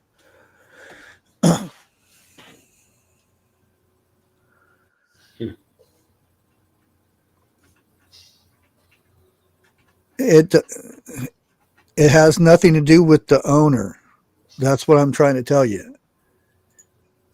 There is no setting for lives to have closed caption. There is no setting. They don't offer it. There is the only other way you could get closed caption if it's a news company that replays the live on YouTube, and you would see closed caption coming from their end. But if you look on your screen where you usually see closed caption, it's grayed out because they don't offer it on lives. That has nothing to do with me. I can't control closed caption. I can control closed caption on a video, but not a live. And I have it enabled on all my videos, so it's nothing I can do. I wondered, does YouTube Premium offer the closed caption? Probably not, because like I said, the process to do the closed caption. Well, look at when you do an hour live, it usually takes 24 hours or longer for them to enable closed caption. That's how long it takes to process that on a live. A normal video takes 4 to 6 hours before the closed caption will be enabled. Right. Yeah, it's because the process time. Because it's a computer that everything you say goes through a computer. Then it has to put it on the screen. So even if you have a really good computer that's doing it, it's still going to take some time. That's why, like right now when we do a live, there's 10 to 15 second delay. It used to be a lot more, but now it's down to like 10 seconds. If they were to enable it for some reason, it would actually take them, it would be like a 30 to 45 second delay. Yeah. Hey, Susie. Just because of the process. Hey, Susie D. Good to see you. Now, you may be able to, like, if you're using a cell phone, they do have apps that will that can do it. that'll put it over your phone or something, but it would probably be a big delay that way too.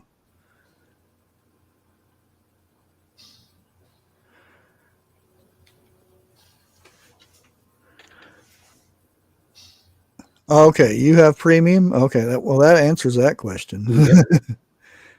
Yeah, I didn't think it did because, I mean, I've asked them before, and they said it's just they can't do it. Well, just think, on a good night, there's millions or up to 1 million people. Really busy nights, it's probably over a million people live on YouTube. Just YouTube. Just think of the CPU on a computer, because everything's it's basically YouTube is run on servers. Just think of the CPU power it would take to use closed caption on a live. Times that by 1 million. That, oh man, the processing that would have to be going through that. Not saying it's not a possibility, but for, you know, a little old channel like me, they're not going to waste all that on me. Now maybe the bigger channels like the who's that guy that does the weather stuff all the time? Maybe his channel might get that, but not nothing like me.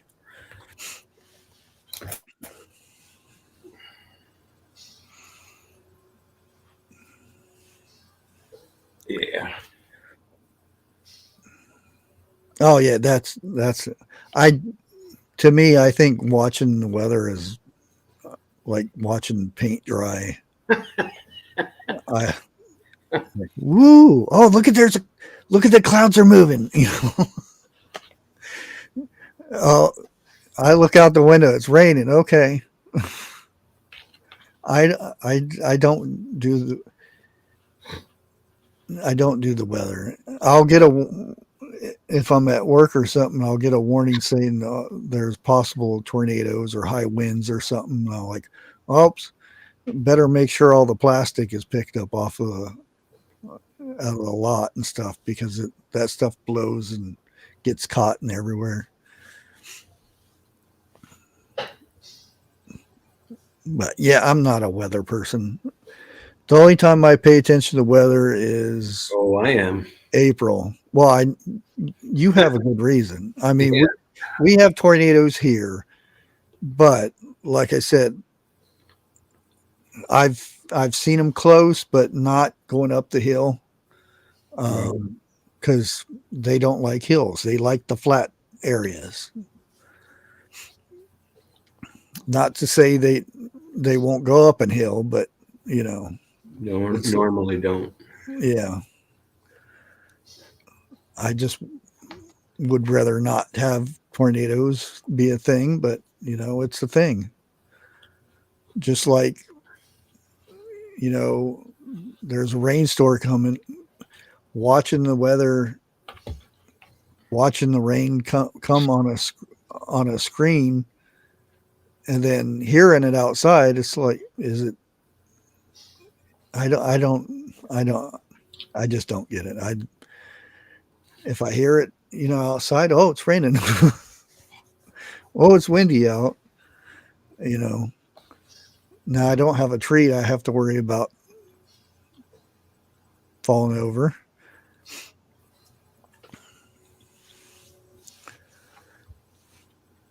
But you know, there are people that love watching Weather Channel, and like the Ryan Hall guy.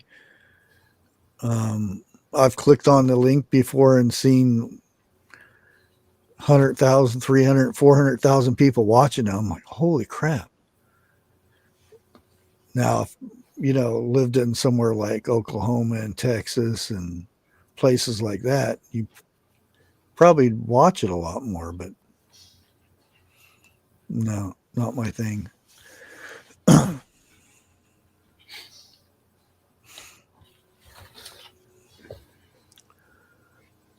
Well, Eric, do you watch Ryan Hall when it's that time of the year for you? No, I stay with the local guys, Okay. and I hope I don't have to watch them at all. Yeah. We've been through enough. But I remember when Charlie came through, I don't know how many years ago that was, and it was about 3 a.m. and I was watching a local guy, and I don't know if it was Bay News 9 or Channel 10 or whatever. No, it was Bay News 9, Mike Clay. And the storm was riding the coast, and it just made a little wobble to the east. Just a wobble to the east. And then that wobble turned into a bigger wobble and a bigger wobble. Oh. It had been about 100 miles south of me.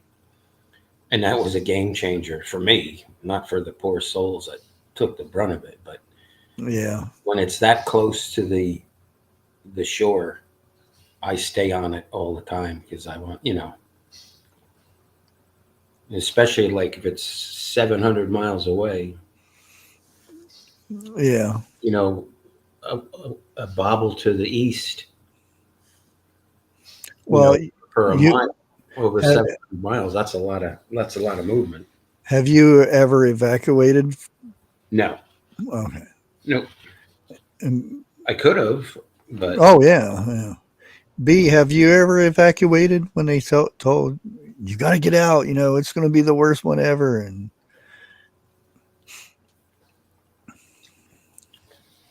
I guess you can ask Dana B that too. Have you ever evacuated because they said it was going to be, a lot of times they'll add to it.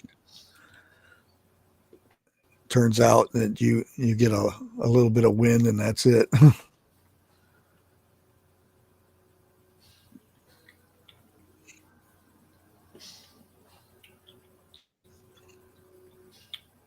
Mr. Monte. Hey, Monty.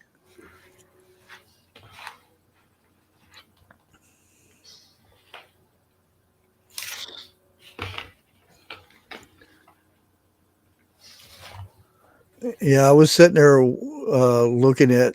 I found a couple. Let me see if I can find them now. A couple of the drawer things where they just sell the plans. They're selling the plans for like $100. I'm like, I'll just get me a sheet of plywood and do some cuts and make, because all you need is you start with a box, a long rectangular box, and then you make the drawer part to it. And that I already have it in my mind how I'm going to make that. But I was sitting there looking at some of the plans that they were selling for. Mm-hmm. There were some for $59, but it was just a little thing. It's like I could put a nightstand in there. It'd be better than some of those that they're selling for $50. Yeah, just the plans.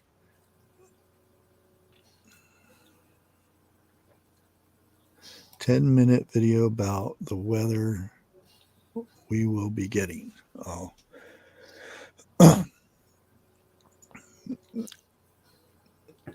No, like I'll look and see if, and I'll just use,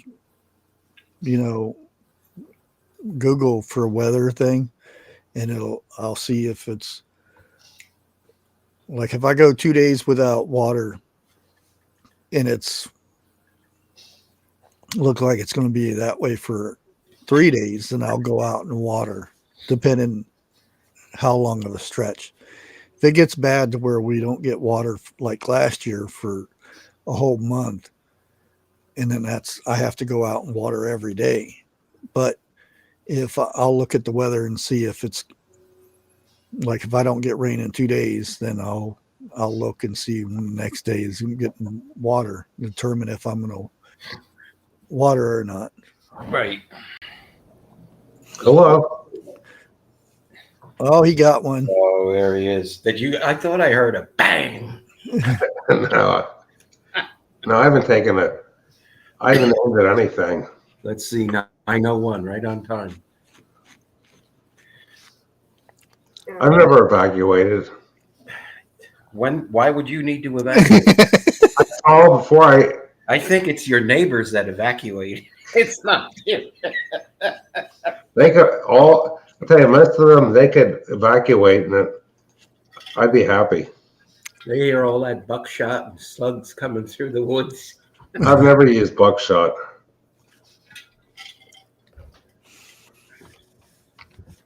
You know, I can remember one time, I think I was about, I don't know, maybe 12, 13 years old. I was hunting with my pop. And there was a buck and a doe in the middle of this field. And it was during the rut. So obviously he's, you know, feeling his oats and this and that. And the field was, you know, a perfect square, woods on all sides. So they were a little farther than I was comfortable shooting them at. How far? And this other guy, maybe 90 yards. And they were closer to the other side of the opening. So these guys started taking pot shots. These other hunters started taking pot shots at both of them, the doe and the buck. And maybe 2 seconds later, 3 seconds later, I heard all this crap coming through the woods that I was standing in, because we were just inside the woods, you know, looking at the field, out to the field. And I guess my father's war experience kicked in, and I never got slammed so hard to the ground. And just like I felt this big arm on my back. Whoa! Oh, wow. And well, you know, this was a lot of buckshot coming through the woods. And then he yelled at him and waved the orange flag, you know, off his vest. And they missed the deer, of course. Oh. But Is this in New Jersey? yeah, it's Jersey. I'll never forget that, though. I'm like, why'd you do that? He's like, so you didn't get shot?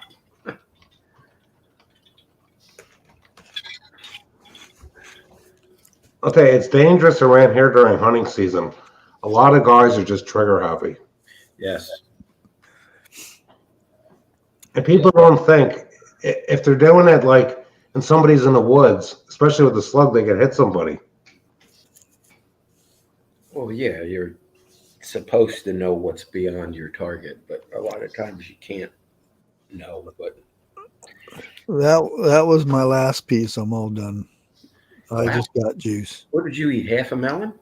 Yeah, it was a small melon. Oh, I just had a pear. The other week, my wife got me pears at the Acme, and they wouldn't ripen up. And I take one bite into the one she got the other day. Wait a minute.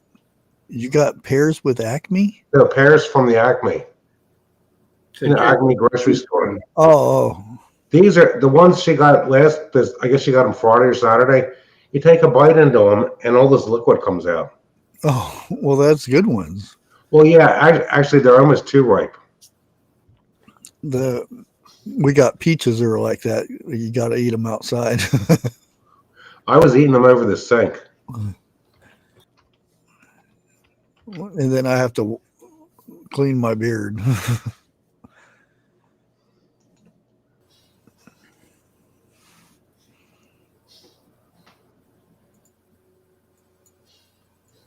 used to be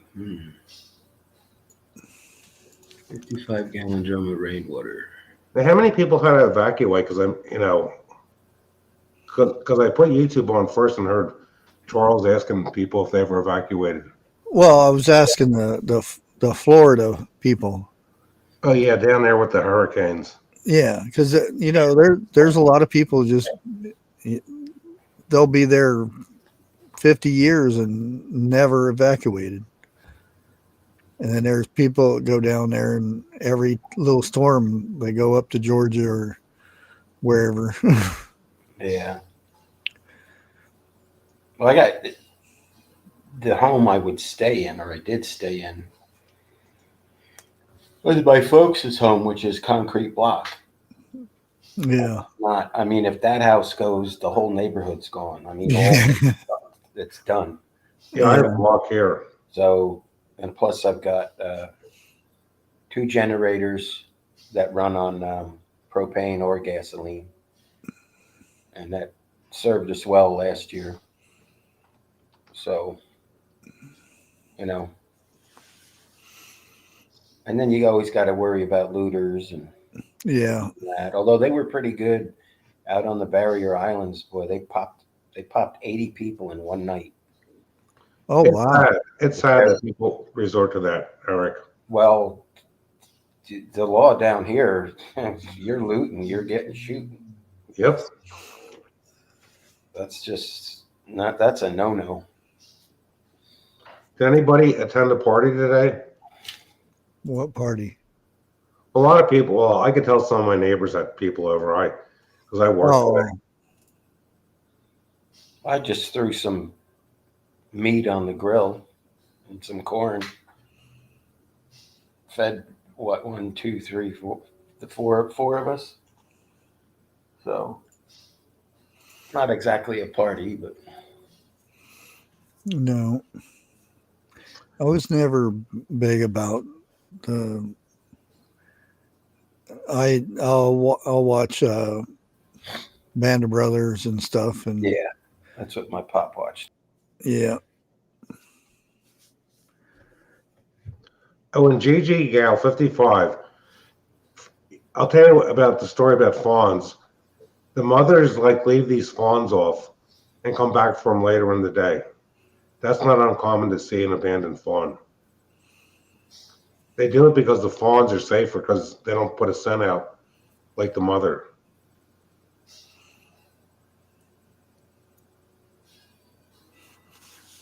Actually, after dinner, I saw a little when I was brushing my teeth upstairs watching TV. Really good WW2 movie where Eagles Dare with Clint Eastwood and Yeah. Yeah, it's a good one.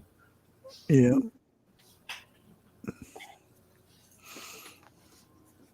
and what's the other guy? He was married to Richard Burton. Yeah, Elizabeth Taylor. yeah, he was married to Elizabeth. Everybody was married to Elizabeth Taylor. Doesn't she have the record for I don't most marriages and the most divorces? I even think good old Francis Albert had a thing for her. I don't know. You ought to see. I seen a thing. I don't know where I seen it at, but they were showing how many kids these rappers had, and how many moms how many kids they had from the mom. You mean a baby mama? Yeah. Yeah. And there were some up in the 12, 14. Yeah. And 6 or 7 different moms. And I'm like, wow. I thought I was bad, but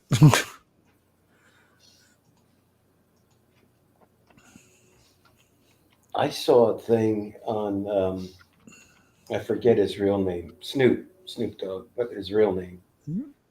And he comes off with this gangbanger persona and this, that. He's been married to the same woman for 25, 30 years. yeah. Got 5 kids. Yeah. And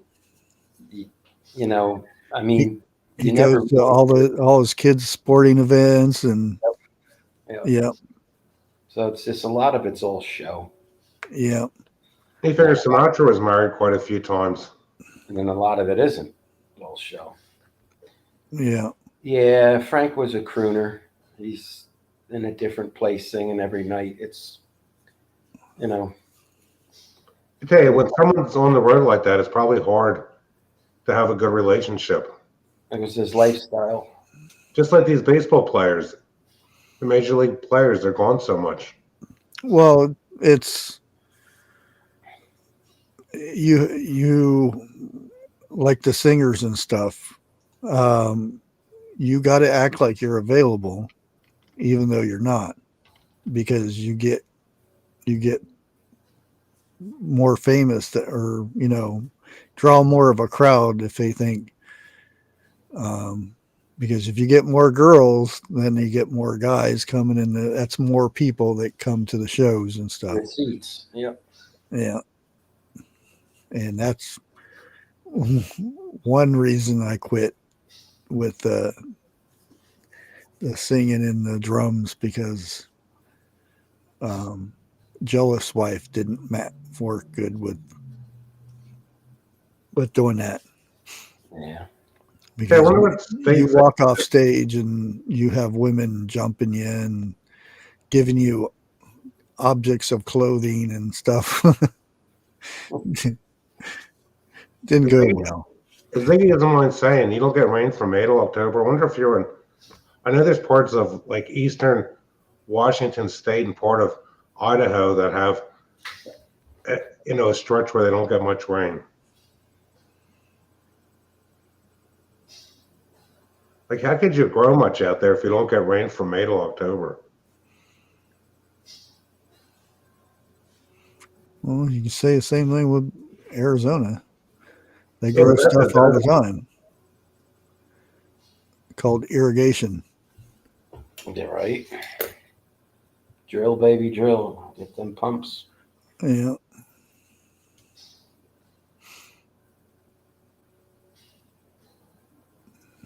Well, I would never want to be an entertainer. I'm happy being a homebody. Well, it was fun. You know what? I think you'd be good stand-up, Jim. It's fun when you're single, but if you're not, then it's not good. Unless you have a very, very, very understanding wife or husband, whichever, And Eric, I don't do stand-up. I always sit when I'm doing it on a live stream. You can do stand-up sitting down on stage.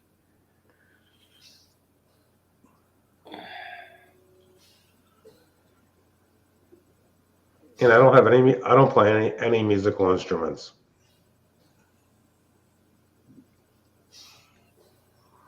None at all? No, none at all. Well, I can play a little piano, but very little. Do you sing in the shower? Nope. And a little saxophone. That's about it. So when you're going down the road and you have the radio cranked up, you don't sing with the radio? No. I sang a little one-on-one show Saturday night. That take good care of your teeth. They belong to you.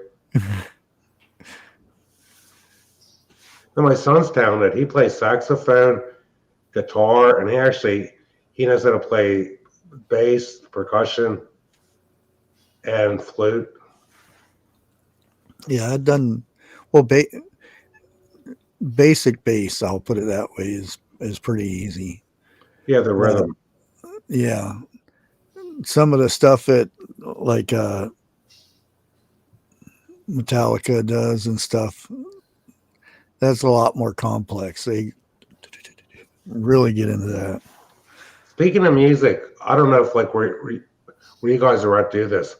In Philly, the classic rock station every Memorial Day has their Philly 500 countdown of people vote for the best songs. And I listened a little of that today. I live in a very small city, so and every year it varies. But it's. Well, I was glad Stairway to Heaven was number one. It's always number one. Well, most of the time. Not always. There's some years it varies a lot around here. I got a question though. I was thinking, listen to Stairway to Heaven. How do you know if your shadow is taller than your soul? Well, you need to listen very hard.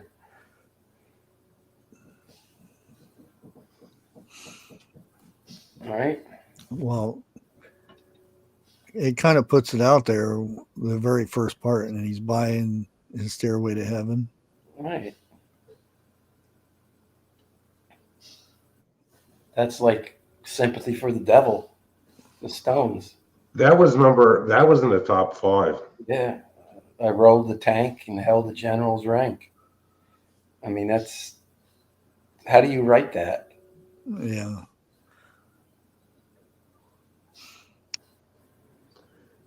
And a lot of people think they sold their soul, and they're the only. I mean, you figure we'll never know. Oh, Grace got me good. All right. That's all right. I'll talk to you later, Grace. Yeah, when they thought Stairway to Heaven was a side, Well, they that said wasn't play it their, backwards and you'll hear all kinds of crazy crap. that wasn't one of their the songs that they planned. I do believe that they skipped it on the album before and they put it on that album and didn't think it was going to go anywhere. And that was never released as a single. Stairway to Heaven. I didn't know Mhm. that. I heard that today on the radio. Well, they didn't do much. 45s weren't as big. Toward the late 70s and 80s, that's when the singles were. Yeah. And country had a lot of singles. We figure a lot of the groups in the late 60s had singles for their hits. Yeah. The American groups and British. I liked Misty Mountain Hop. I liked some of their really, really older stuff. Yeah, I like all the and most of them are fake, but you get these people that do these music reviews, they'll blind reviews. They call them blind reviews, but they've heard it before, and they'll a lot of these older songs are coming back, and they're like, "Who did this?" And there's some rock bands that did rap before rap was popular.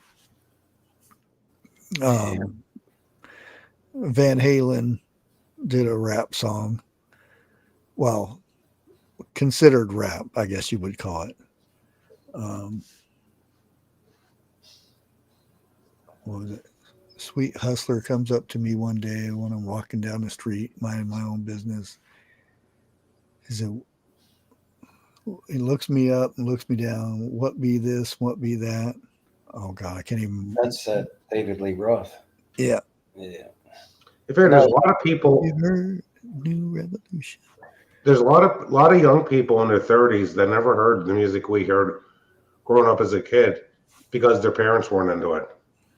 And actually, when my son had his girlfriend at the house, this was months ago, I put on the Best of the Grassroots, and she liked it. I'm sure Eric knows what the Grassroots music is. Well, sure. Yeah. But I'm not as old as you. I'm young. I remember seeing them on American Bandstand in black and white TV. We're going up. The thing is, I didn't know that some of that was in color because we had a black and white TV.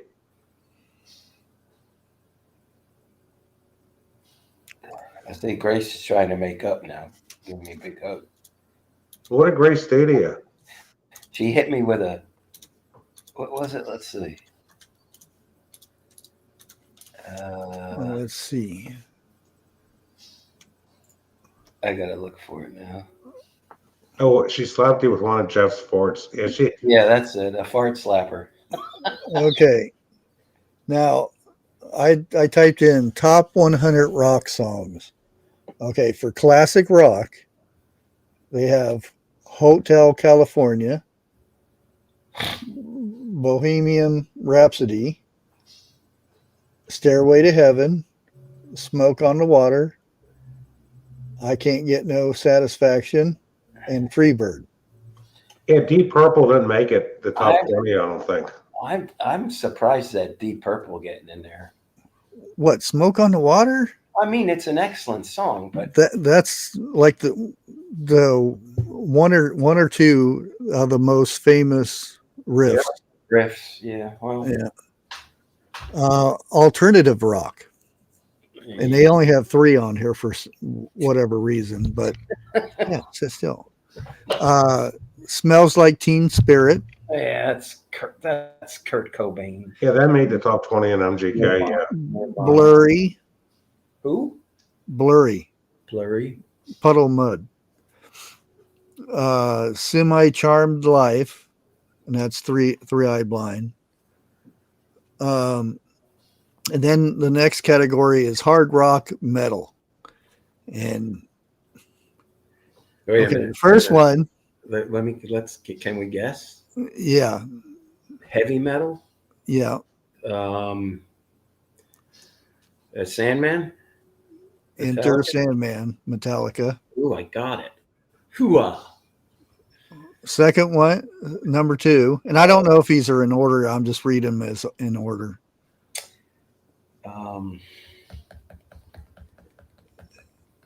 Heavy metal.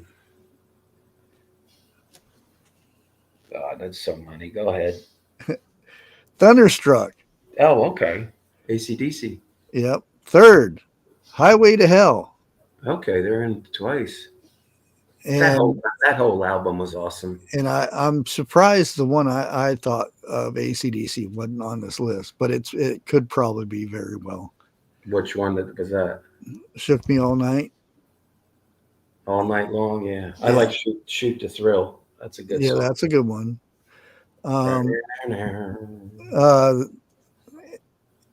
Sweet Child of Mine. And Jump. Yeah. And LaGrange was easy. You're a big Metallica fan, yeah. Punk rock. Yeah, I never really got into that. Blitzberg Bop. And American Idiot. And Green Day, I don't know if that would be considered punk rock or not. They had some good songs, though. Oh, Green Day. I love some Green Day. Yeah. And then they had other notable songs. Can't Stop by Red Hot Chili Peppers. Push by Matchbox 20. Right. Heroes by David Bowie. Iris by Goo Goo Dolls. Yeah, which is a good song. And this is one that kind of threw me, because I don't know if it would be considered rock or not, but Riders on the Storm, Doors. That's rock. Yeah, but it's more contemporary. It's not. Yeah, I wouldn't. It's not hard or medium or whatever you want to call it. Yeah, it very kind of seems like it's in a very certain below 68 in the 60s. Song 2 by Blur. How You Remind Me by Nickelback, and Numb of Linkin Park. Now, I can click on this. It says the top most awesome rock songs of all time. Let's see what this has. They're starting at the end. Let me do the top 10. But what amazes me, how like in 20 years, the top songs on the Philly 500 have changed so much. Okay, number 10, and I'm going to go 10 to 9, and I can't read chat while I have this up. So if anybody says anything. So what is the category again? And already off the bat, it's to me that not rock, but we'll go with that. The 100 most awesome rock songs of all time. Number 10, Rocket Man, Elton John. And Born to Run by Bruce Springsteen. Ooh. I can't stand any of his music. No. He's a whiner. Yeah. I met him before and didn't like him then. I still don't like him. Helter Skelter. Beatles. Number 7, This irritates me, but Stairway to Heaven should be higher than that. That should be way up. Yeah, no way number 6 beats Stairway to Heaven, which it's still a good song, but Jump from Van Halen. No, that ain't nowhere near it. Yeah. Number 5 is Like a Rolling Stone, Yeah. Bob Dylan. Number 4, American Pie. Don McLean. Yep. And number 3, Sweet Home Alabama. Southern rock. I mean, it's good, but it's just. I don't put it in the same category. No, it's not there. I much prefer Freebird. Number 2, Every Picture Tells a Story. No. I don't see that one being better than Stairway to Heaven, but. And number 1, the greatest of all time, Uh-oh. All the Young Dudes. What? Mott the Hoopy? Hoople. Hoople? Yeah. Yeah, David Bowie. Wait, was he in that? Was he still in there, though? I'm trying to think if he was in Mott the Hoople. I don't see that in this at all, though. This, to me, no. No, they're all off. Dana, that's a good song too. Let me do this is the 100 greatest rock songs. Yeah. This is from Spotify.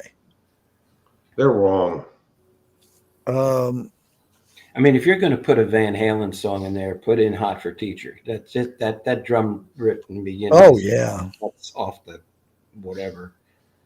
And to me, that again, I don't, because sometimes they put, Stairway to Heaven as classic. Sometimes, they don't consider it rock, even though to me it is.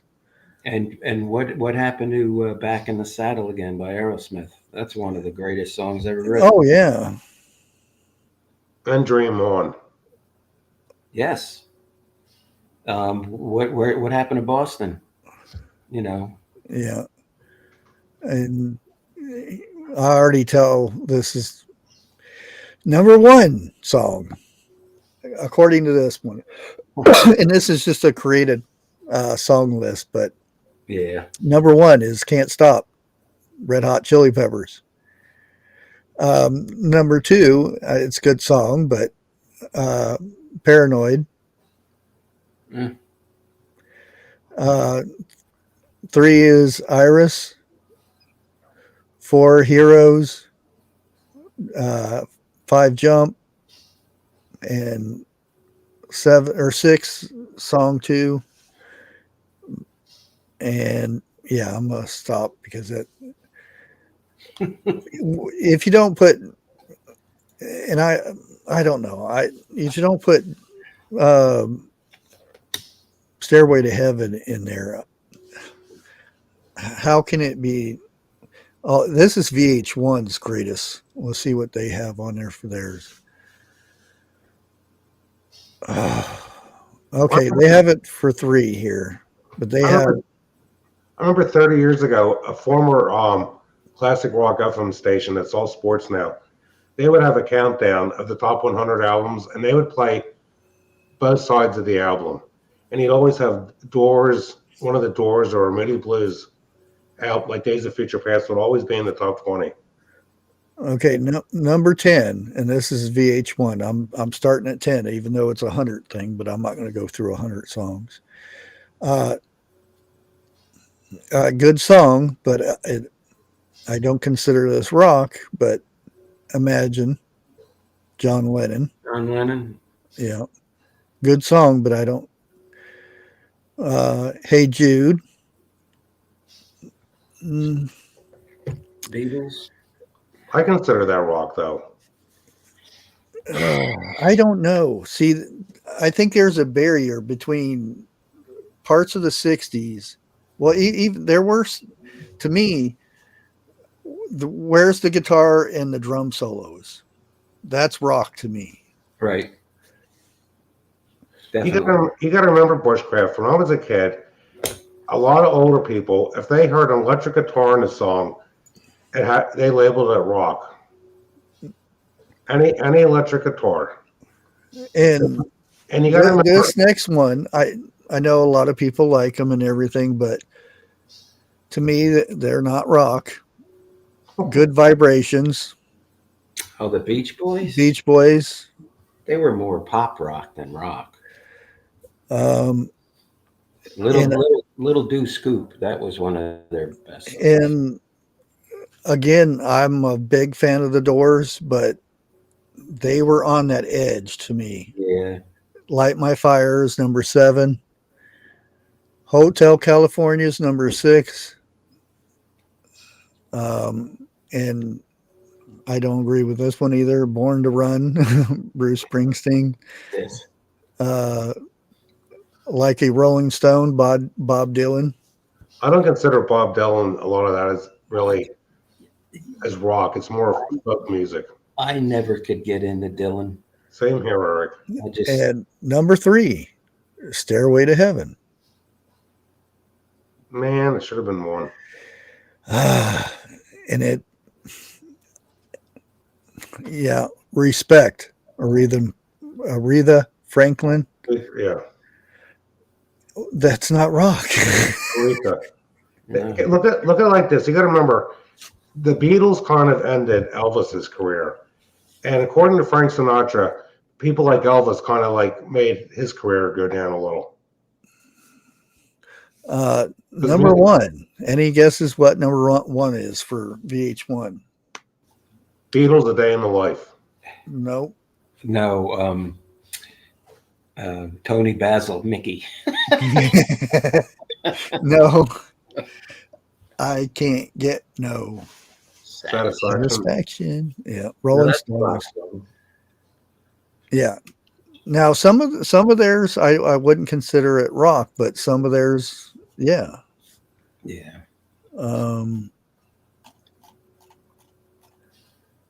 Now if I put country in here. Oh Lord.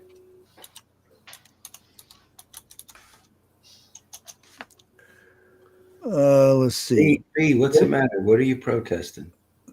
Rock change, but rock they are. But then you got old country and contemporary country. Trailer for sale or rent. No singing. Oh, that's right. I got you in trouble. I can't turn that on. Okay. Oh no, they didn't bust you. Wow. 99. Leon Rhymes is 99 with Blue. Okay. The Beach Boys are coming to Ocean City, I heard on the radio. Okay. Leon Rhymes has an awesome voice. We're going to start at 10 like I did on the other ones. Let me scroll up here. Oh, really? Okay. Number 10. Tammy Wynette. Guess what song? If you guys are in the country. I know the name, but I can't think of any of her songs. Stand By Your Man. Stand by. I know that song. Yeah. Oh, I forgot. I'm singing. Number 9. This guy used to be one of my favorites until he flipped and went cuckoo. Friends in Low Places. Huh. Garth Brooks. Cuckoo for Cocoa Puffs. And number 8, the Carter Family. Deanna. Can the Circle Be Unbroken?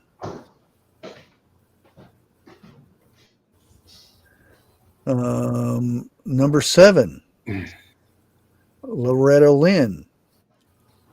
Now, if somebody doesn't guess this in the next 10 seconds, then Loretta Lynn. y'all should be smacked. Coal miner's daughter. Yep. And here we go.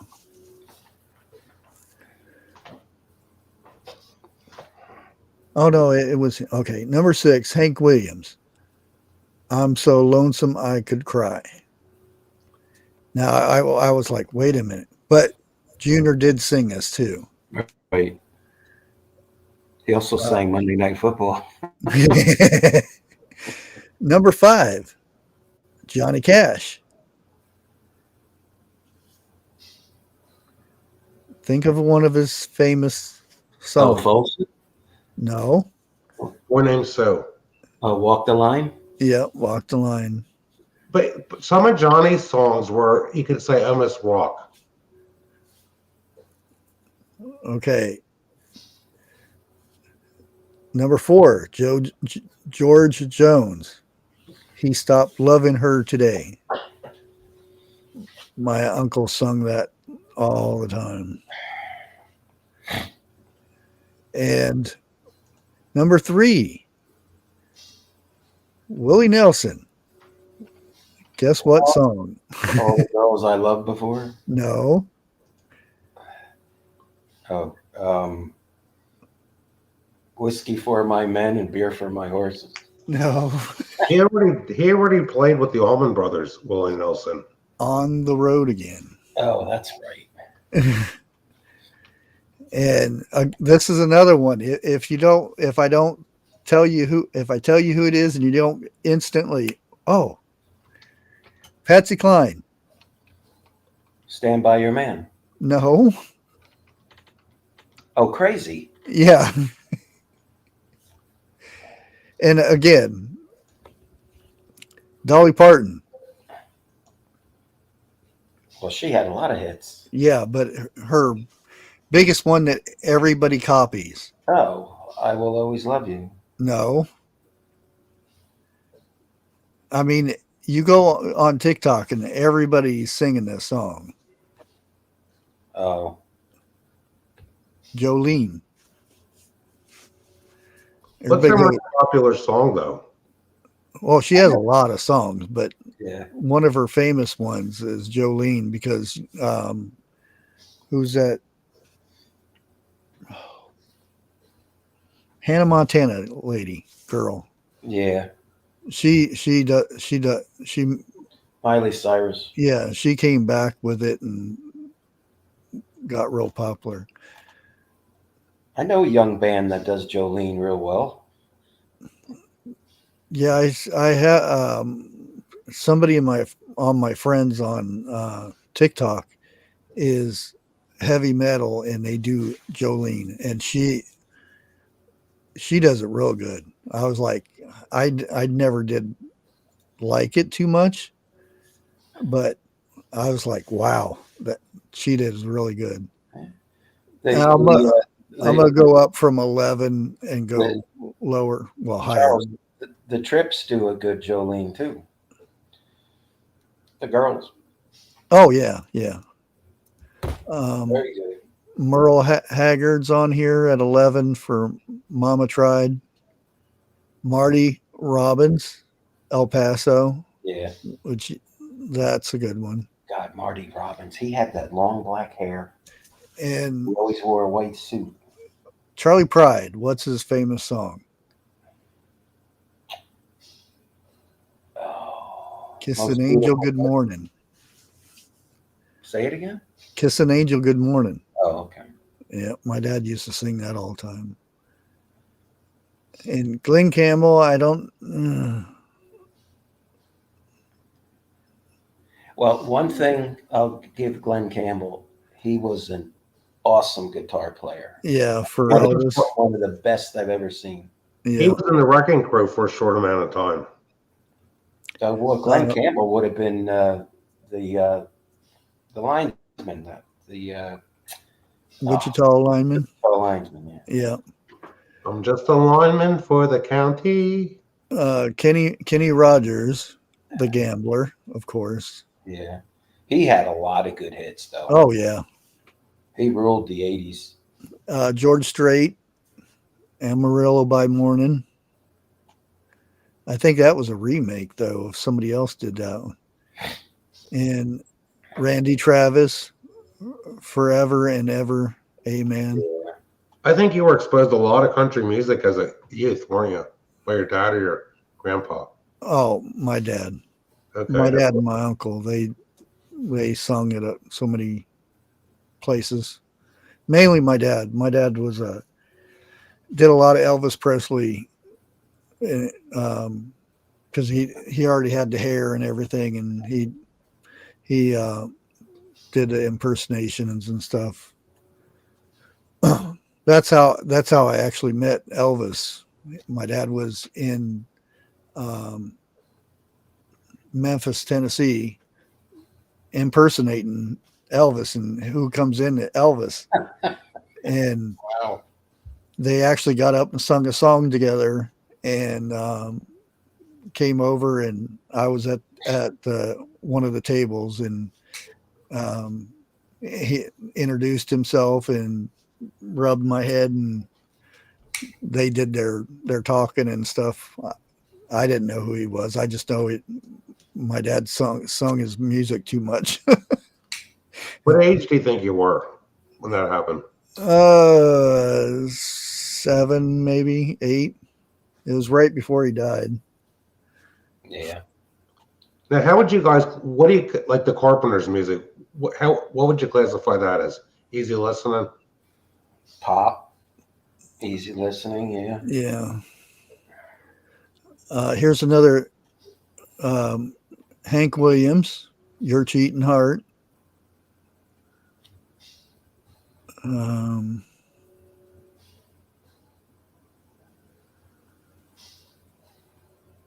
Grace wants to know what would you call the Vineyard Chicks' music? Well, they don't have they do They multiple cover all. They genres. cover all genres. Yeah. That's very hard to do. 20 was Johnny Cash, Ring of Fire. Charlie's Daniels, 21, which I think he should be. Devil went down to Georgia. Yeah. I call that a country rock. That's a good song. Red pan picking out dough. Yeah. Merle Haggard, If We Make It Through December. Reba McEntire, Fancy. Ernest Tubb, Walking the Floor Over You. Oh. And Garth Brooks, The Dance, which is a good song. But yeah, I liked his music when he was popular and everything. But yeah, some of the stuff he believes in now. Oh, here's the Chicks, Wide Open Spaces. Yeah. Oh, Roger Miller, King of the Road. I love that song. Yeah. They do George that one, Jones, The Race Is On. too. Yep. Let's see. Willie Nelson, Waylon Jennings, Mamas Don't Let Your Babies Grow Up to Be Cowboys.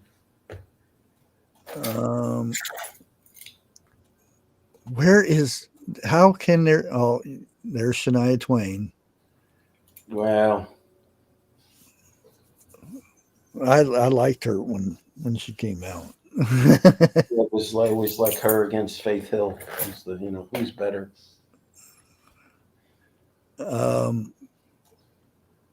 This is the one that TH2 likes. Man, What's I Feel Like a Woman. What's that? Say it again. Man, I Feel Like a Woman. Oh boy, that is a Thurston song, isn't it? I'm surprised we don't see at some of these protests a certain type of people There it is. sing Helen Reddy, I'm Woman. Alan Jackson is 40. I say he should be, at least in the top 20, but Chattahoochee. Yeah. Oh, Glenn Campbell, Rhinestone Cowboys, 41. Oh, Conway Twitty's 44. Hello, darling. Oh, there we go. Eddie Rabbit, Driving My Life Away. That's a good tune. Yeah. I agree with you, B. Hank, I haven't seen Junior on here either. That's what. Oh. Unless it, no, that's Johnny Cash and June Carter. Cash. Jackson. Yeah. Oh, wow. Kenny Rogers and Dolly Parton. Islands in the Stream. And why did so many female country artists always have to wear a blonde wig? Well, some of them are blonde. Now, you could tell by looking at their eyebrows. When I was a kid, I remember, when they had entertainment variety shows on TV in the 60s and early 70s. Everyone wore a wig in the 60s. Oh, there you go. Brooks and Dunn. Yeah. Boot, Scoot, and Boogie. Only in America. Like them. And again, John Denver, I don't see him country. Peace pop. Take Me Home. Country roads. Yeah. Country folk. Roads. Road. West Virginia. Mountain Mama. Take Me Home, Country Road. Ronnie Millsap. Smoky Mountain Rain. You figure he hosted the Midnight Special when it first came on. Freddie Fender. Yeah, my dad used to do this one. Before the Next Teardrop Falls. He actually got requested a lot for that one. Tim McGraw. Bees Live Like again. you were dying. She's a busy bee. Charlie Rich, Behind Closed Doors. That was a good one.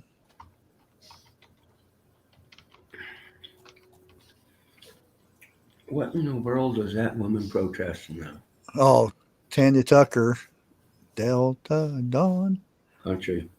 What's that? That's another one that chicks do real good. Yeah. Delta Dawn. That was one of my requests, too.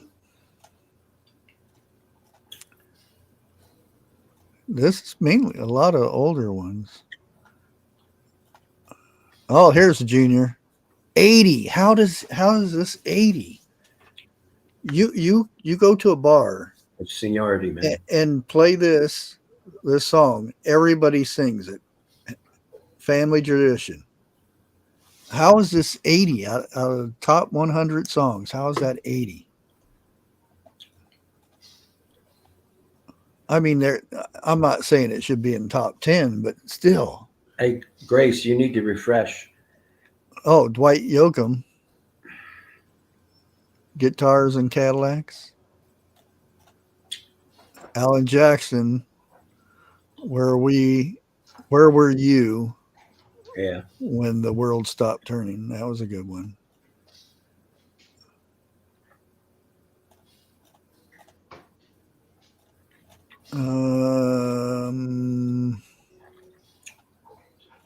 There's a good one, but it was top one. It was top one for billboards for a long time. Strawberry Wine. Oh, that's Deanna Carter. Yeah.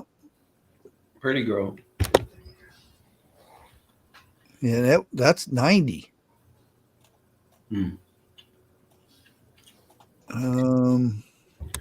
Tom T. Hall. Oh, I remember him. Watermelon Wine. I still can't believe Hank Williams Jr. is 80 up there. That's going to bug you all night. Leanne Rimes, Blue. That song was on the top 10 for a long time too. And she can yodel too. Yeah. I'm not into yodeling. Me neither. How would you guys classify Culture Club? Because when you think of it, Boy George was ahead of his time. I'm not even going to comment on that one. I mean, he was really ahead of his time. What's really sad is when you're watching MTV and this thing comes up and somebody in the rooms, oh, look at that hot one there. It's a dude. No, it isn't. And you get an argument. The guy thinks it's a woman, and it's like, his name is Boy George. Well, that's why he's a karma Oh. alien. I saw an ad on TV. He is singing. I think it's Moulin Rouge somewhere. They brought that back. Oh yeah, MTV was really good. I loved MTV. Well, at the very beginning, the 10 songs got old really quick. 11 songs, whatever it was, but that's all I watched was MTV. The first one was "Video Killed the Radio Star" by the Buggles. Yeah. And it literally did. It literally did kill the radio star. And MTV, it's just reality show crap now. Oh, they don't even play music on there. Yeah. You gotta, even the stuff on MTV2 and MTV3, it's all the new stuff. I can remember the first MTV broadcast was at 12 midnight, was it not? Because I can remember sitting up with a bunch of people watching the first broadcast. I'm pretty sure it was at midnight. Someone correct me if you can find it. I don't know. I'm never a time person back then. Remember that space? It was dark out. That spaceman bouncing on the moon. Yeah. Dun, dun, dun. You know? Yeah. Then I remember when they had the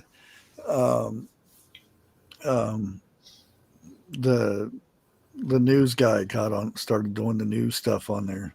Oh, that was after a while though. But yeah, what was his name? Adam something, wasn't it? yeah. I met the blonde.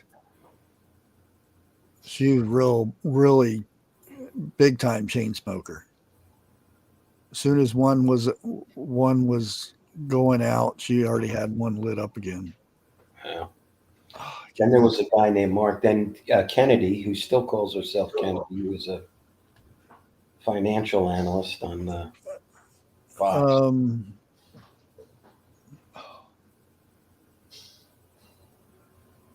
The guy on Blue Bloods. What's his name? Tom Selleck? No, the son, the detective. Oh, Donnie Wahlberg. Yeah, his wife. That's where she got her start at, was MTV. Oh. Yeah, her famous thing was picking her nose on the thing, and yeah, this is after a while with MTV when they started doing reality stuff, Right. but still doing music.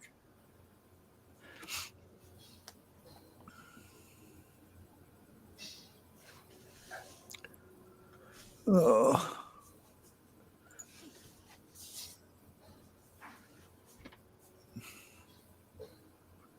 Yeah, that was good old days, though. Yeah. I remember the Van Halen. And then Dave Lee Roth come out with California Girls. Mm-hmm. What happened to downtown Julie Brown from MTV? Never hear about her anymore. The English woman, she's who knows?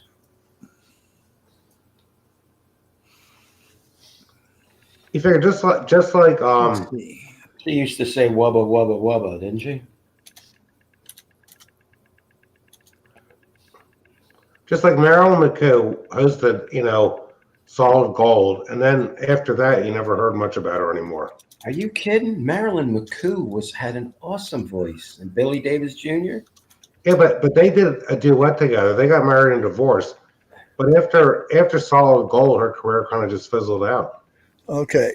Nina Blackwood, still actively involved in radio. She's hosting on Sirius XM 80s and 8. Alan Hunter moved back to his hometown in Alabama and formed a firm company, also hosting on Sirius FM. Mark Goodman Continue working in the music industry, including music supervision for Desperate Housewives. Okay. And he has Sirius XM thing.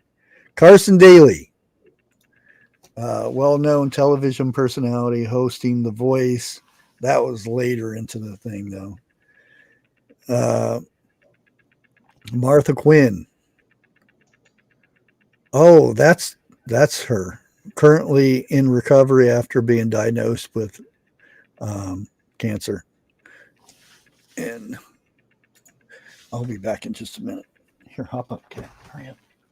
CZD, it's Barry Manilow. Jim, Marilyn McCoo, she was part of the Fifth Dimension. Yeah. Yeah, and she did solid gold in the 80s, but she's 81 years old now. She's probably one of the prettiest female voices I've ever heard. And she's still married to Billy Davis Jr. They've been married, let's see.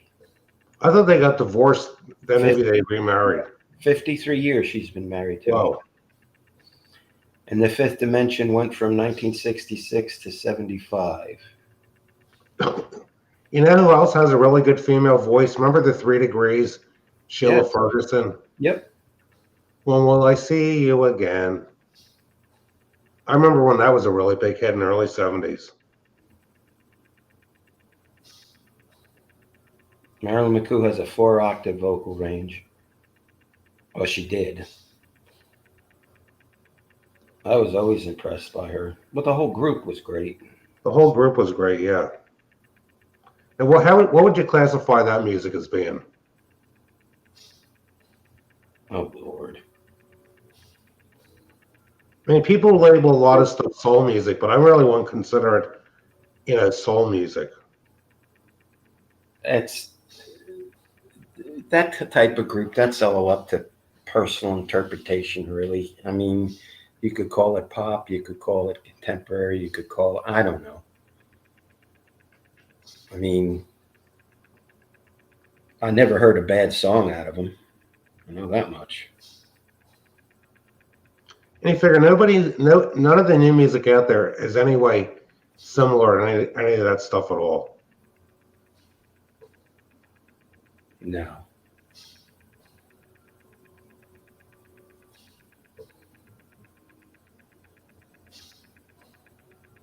And you figure a lot of it has to do with what your parents listened to when you were a child. Well, if your parents listen to a lot of music, yeah, but mine were never. I grew up listening to Lawrence Welk, and I couldn't stand it at all. I was so happy when I got my own radio. My parents were more of a Gary Puckett in the Union Gap, or Frank, or Mr. Christmas, Andy Williams, that kind of stuff. You listen to songs in the 80s and they're like 4 and 5 minutes. Those were short ones. Nowadays, your average song is a minute 20. Yeah. It's like, and it's repeat. It's over. Joel said if you want to make a hit, you got to cut it down to 305. Not only that, but there's so many more advertisers now than there were back then that Yeah. they want the advertising money and not the singing. So, you got to cut it back. You figure when songs get into 6-7 minutes long, radio stations really don't want to play them. Well, look at Queen when they did that one. Oh, this is going to be horrible. Yeah, Bohemian Rhapsody. Yeah, that guy failed on that one big time. Monty, I think you're thinking producer. of Grand Funk Railroad, American band. And their version of Do the Locomotion. That was a spicy tune. Do the Locomotion, yeah. Don't forget about KC and the Sunshine Band. Oh yeah. I remember seeing them on the Mike Douglas show as a kid. I had their 8-track.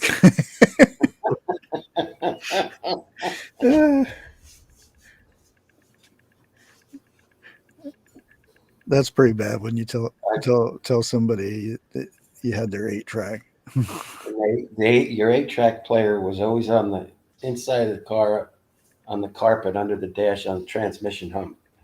So you could get to it and slam them tapes home and then slam them back out. Look, they took a lot of abuse.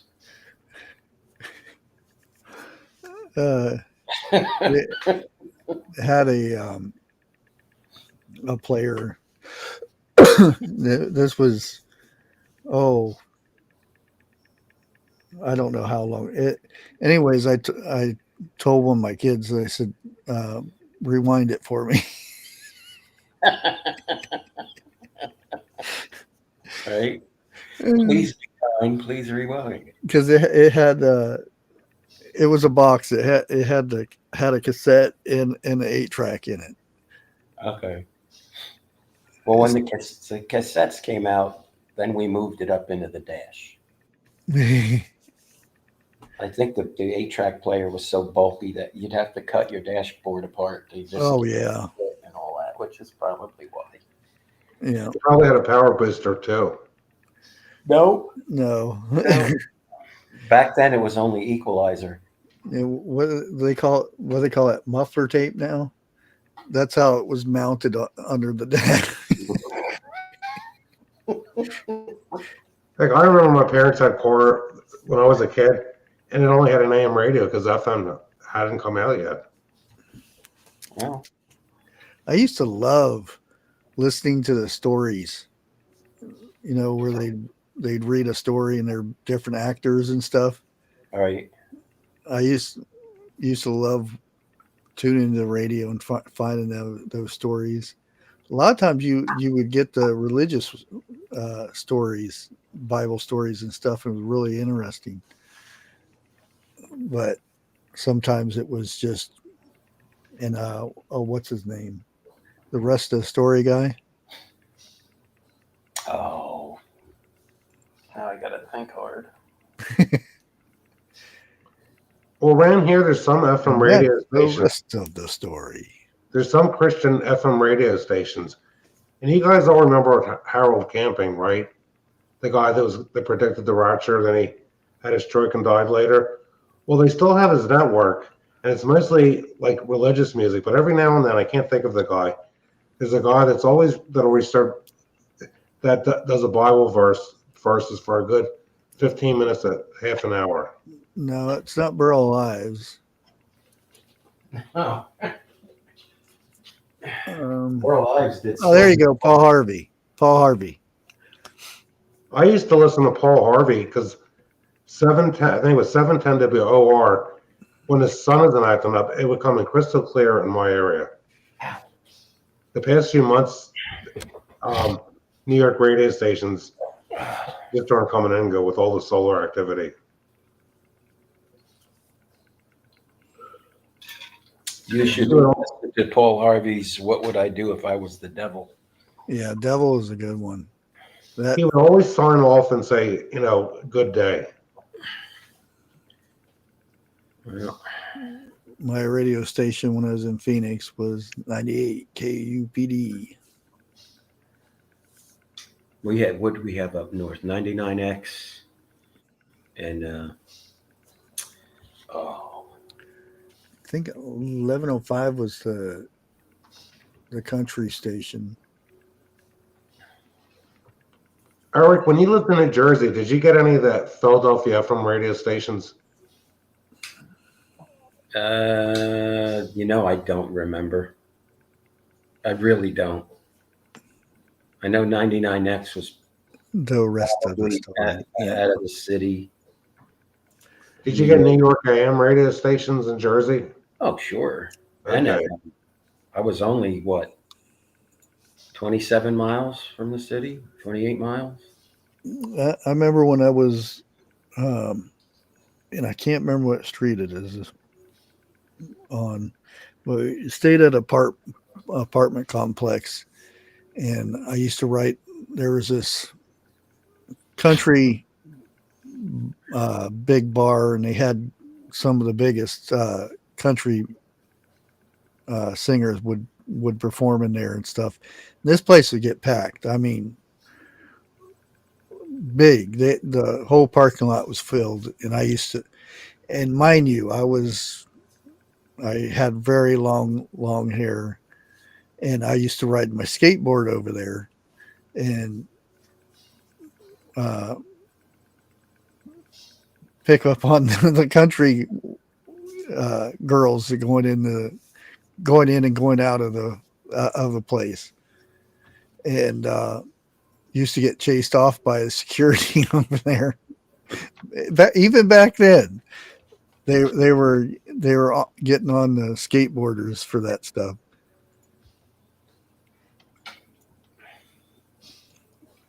And it was only on certain days that they were open there too. I think it was Wednesdays. The skateboarding was big stuff back in the day. Oh yeah, yeah. I remember using them stupid hard plastic The neoprene wheels. skateboard wheels where you'd slide all over the place, and Yeah. you'd hit a rock and go flying because there was no give. And then you could upgrade your trucks underneath the board, and then put that 1/4-inch spacer in between the board and the Yeah, to make it softer. We did all of that. yeah. I remember when we went from the skinny board to the bigger board. I was like so in love after that. Like night and day with control. Yeah. Yeah. One big enough to put a dog on. Well, I remember, I think probably one of my first skateboards, it was plastic. And you could, if you jumped on it, it would bow like this and bounce you back up. Yep. And then this was in outside of Long Beach, California. When I first got a skateboard, because I seen kids riding a skateboard at the time, and my first skate, like I said, it was a plastic one, and I tried to do the stuff they did down, because that was the first thing. It was downhill. You went downhill, and then they some tournaments you did cones where you had to go back and forth through the cones real fast, and then we got upgrades on the wheels, and then the boards got wider, and then that's when they started going into swimming pools. We had where we were at. There wasn't many swimming pools. We had to go into like Malibu and places where, even then, when there was a drought or something, you couldn't do anything. So that a lot of those pools got emptied and stuff. We would go in the back of people's houses and ride in the swim pools. Yeah. A lot of places out west, though, had actual skateboard parks that were designed. Well, not back then, because that was very first when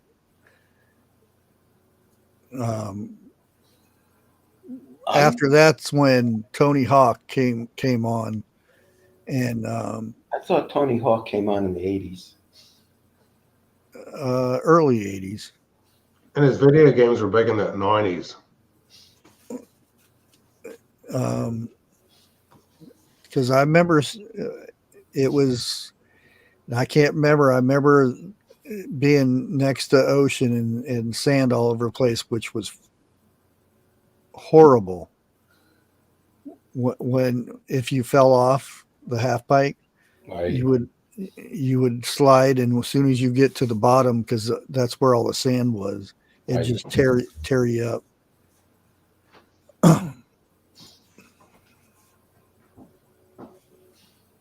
I think that my last board had all of that tricked out stuff, and I even put a skid plate on the bottom rear just to keep from messing up the fiberglass, Yeah.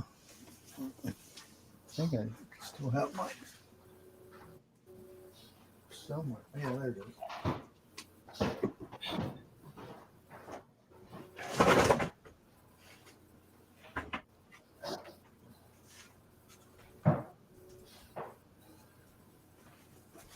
I haven't rode it in a couple of years though.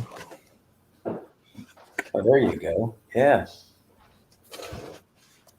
Yeah, it's amazing looking at the wheels now compared to the big fat ones we used to have. Yeah. Well, that brings back memories. Oh yeah.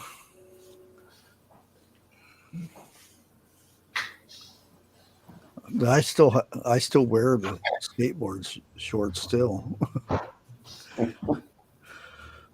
They're comfortable.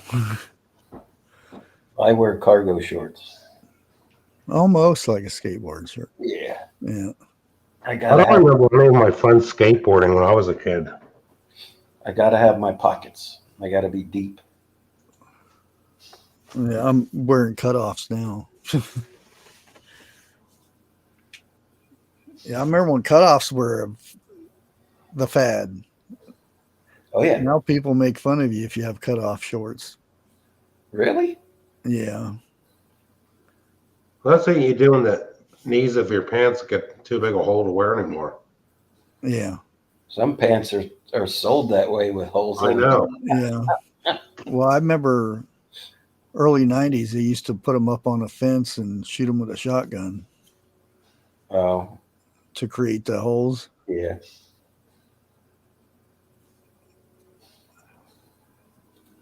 I would never buy pants with holes in them.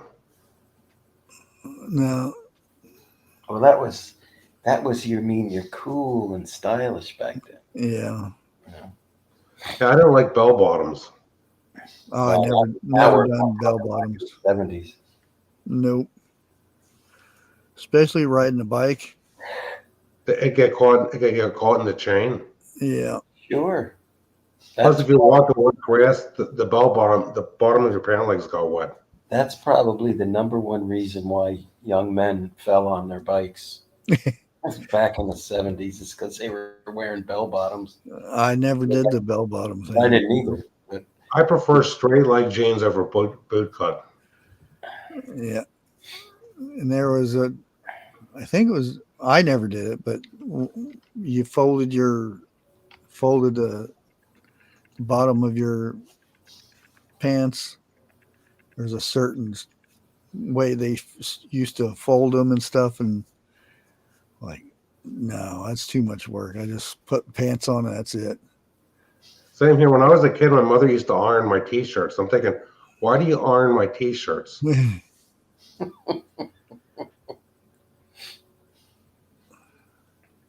That was full-length blue jeans and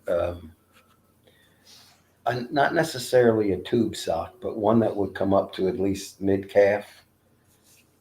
Because I couldn't do those either. I did. I always scrunched them all the way down.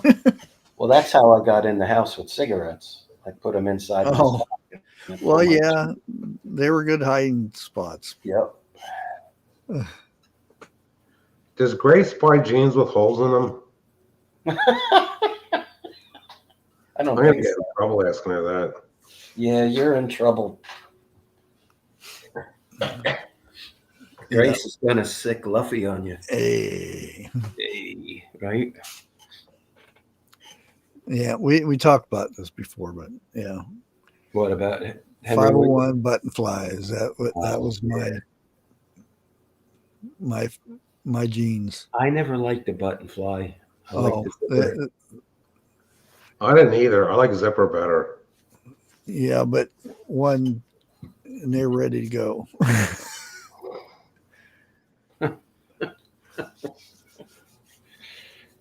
The old YKK.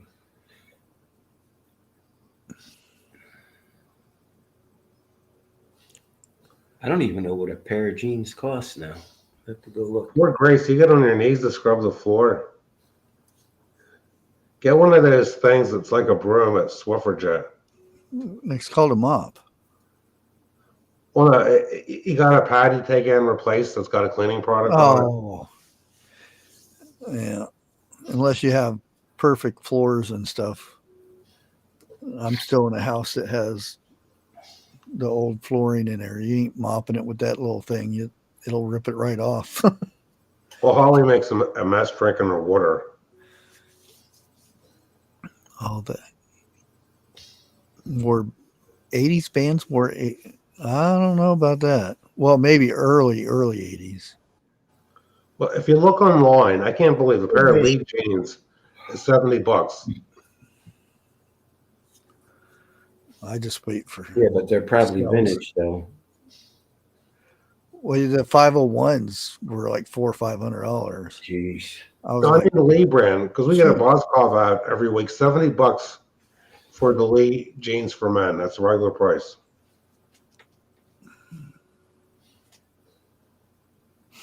Is that what you use, Ziggy? Vinegar and water on your? I get hardwood floors too. Well, I got the lemon. I put the Pledge. Oh yeah, I just got juice left. She asked you that. You finish your watermelon. You save the juice. Well, I'll drink it Yeah. here later.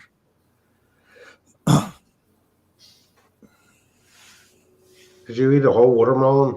No, it's just a little one like that. I just had half, and my son had the other half. Because they haven't been. My wife got one a few weeks ago, a personal watermelon, and they weren't. It wasn't very sweet.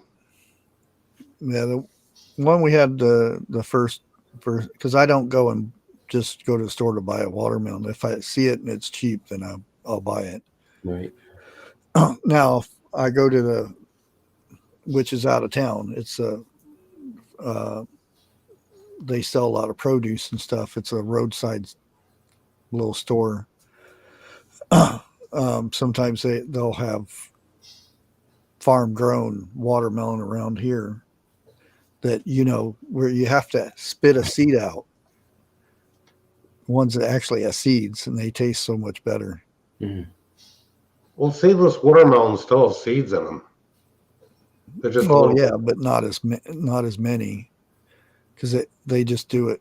They just harvest them before the seeds get developed. That's why seeded watermelon are better, because they let them ripen for the most part. There are some places that still get them when they're too young and Bark. set in a truck for a week and then set in the back for another week, and A bonnet flat mop. Yeah. so much better when it ripens on the vine. Ziggy, does that white vinegar and water, does that leave a film on the hardwood? You got to go back over it. I got to try that. My wife uses the Swiffer Jet in here with hardwood floors, too.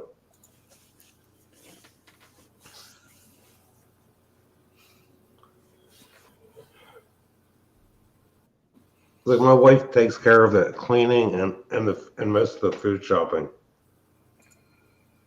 God, she went to, because we got so many stores a few miles from here. She went to Acme, Giant, Aldi, and ShopRite this week.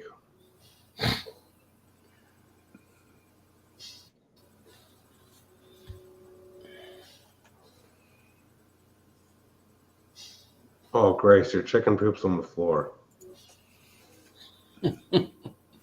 I bet Grace saves that for the vegetables that she's growing. High nitrogen fertilizer. You'd be surprised. We have at Rural King, we have bags of it, and it doesn't sell that much. People go after the cow manure. more than the chicken.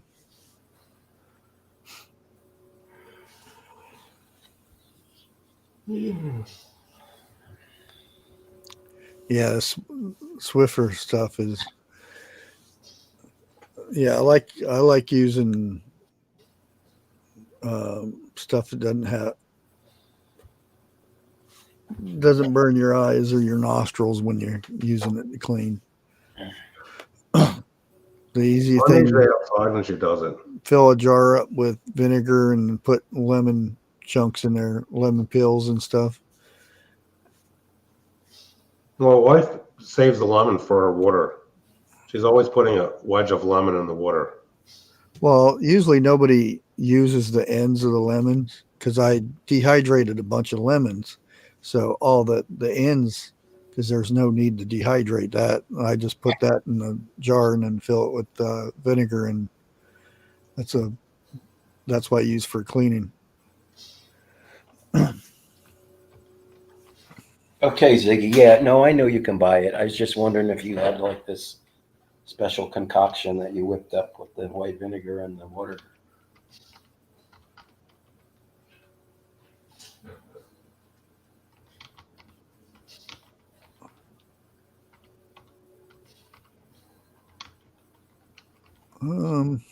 Yeah, it doesn't look like Vineyard Chicks went live tonight. Just check both channels.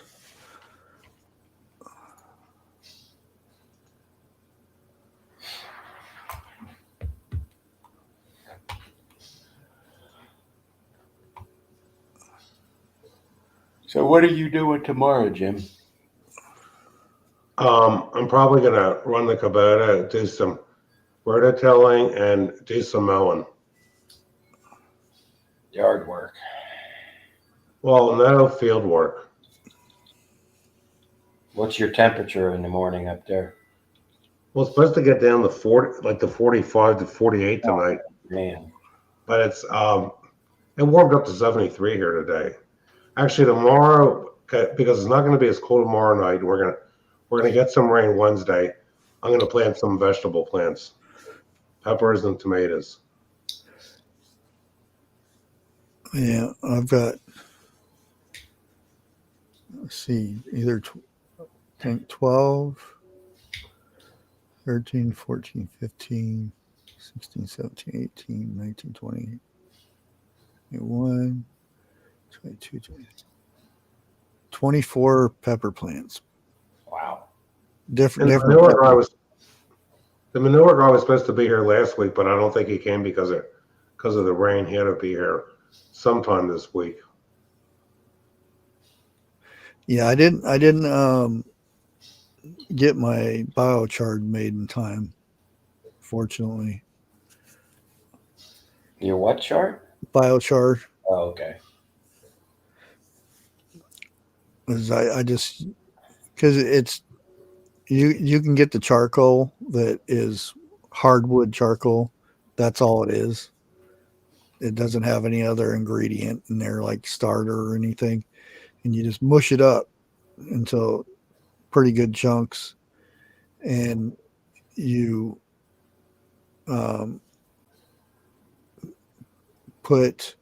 most everybody puts compost, but I use rabbit poop and worm castings, and then fill it up with water and mix all that together and let it set for a week.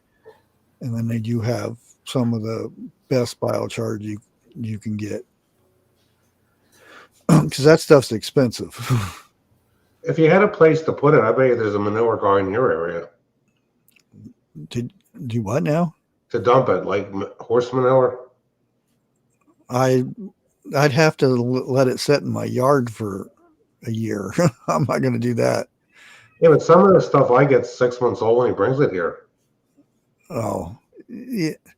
He goes. You have to really trust where it's come from, because they say, well, it gets so hot that the seed, like if it eats depends where it's doing a lot of its eating. If it eats stuff that has a lot of seeds in it, then you get it, and then you have to pull weeds like crazy. Well, I get weeds wherever I run into them. Actually, he has one customer when he goes to get their manure, like every 6 months. There's probably 620 cubic yard loads. This place has a big. They have over 24 horses. And that's another thing you have to look out for is these where they get it at. Is it something that sets? They stand in all day, and they get force fed a certain feed that gets them fat, like cows and whatnot. Now, they're most of his customers that say he actually has some customers that really spend the money and import alfalfa hay from Lancaster County. Horses should have grain too. They shouldn't just eat hay because hay only has a certain amount of stuff for a horse. I think they get something. If they just colic. Is that what it is? Yeah, it can be. Yeah, because some of those customers that have horses are barely getting by, and other people actually breed the horses and sell them. Yeah, it's expensive. Horses are expensive. Well, everything is now, but yeah. Thank you, Ziggy. 1 cup. Jack's drinking. Yep, that's Jack, all right. Because I looked in the kitchen because I thought that's Holly isn't Good night, in there. GG. Good night.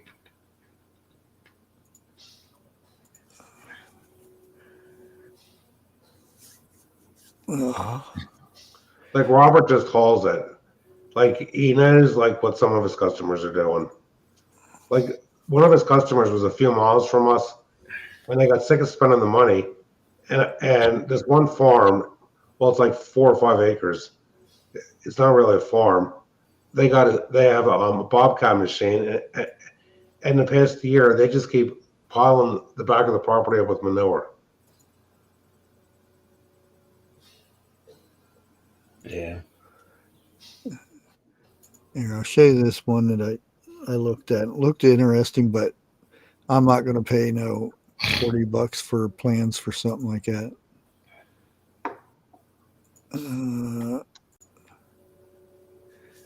There. Yeah, that looks good. Now, see, this would be a spot for a stove, and that would be a spot for a sink. But I don't need 2 of them. But I mean, this isn't bad. If you look, like right here, that's not bad at all. I mean, I could sleep here and have a cooler or something over here, and then be able to pull this out. That's not bad. But again, I'm not paying $40 for plans for that when I can just look here.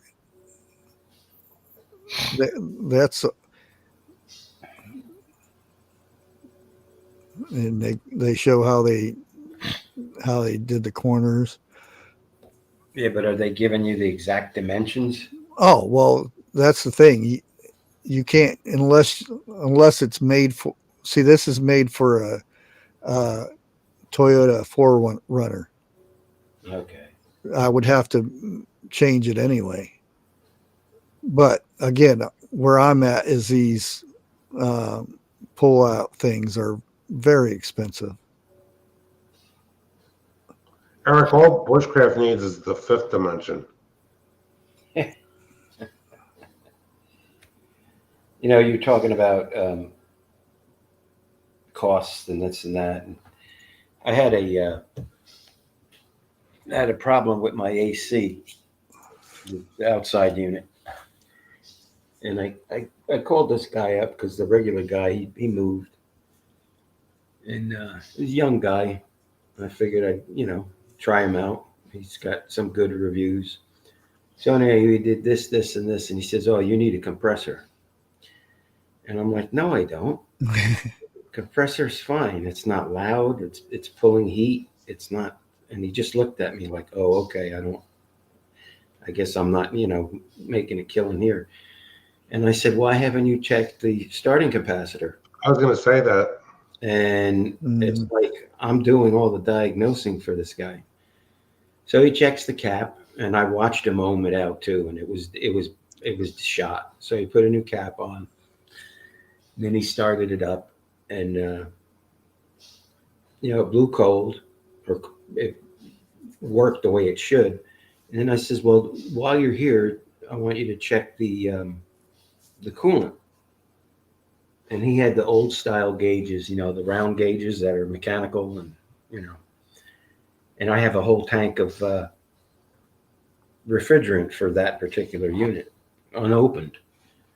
So he's looked at the dials, and he didn't have the thing that looking at the dials maybe 10 seconds. And I'm like, why aren't you doing a little math here? That's what you got to do with a mechanical gauge like that. Oh, your coolant is, your refrigerant's fine. So then I call another company yesterday, and they come out, and they said, well, if it's a bad thermostat, it's $980 just for the thermostat. What? Yeah.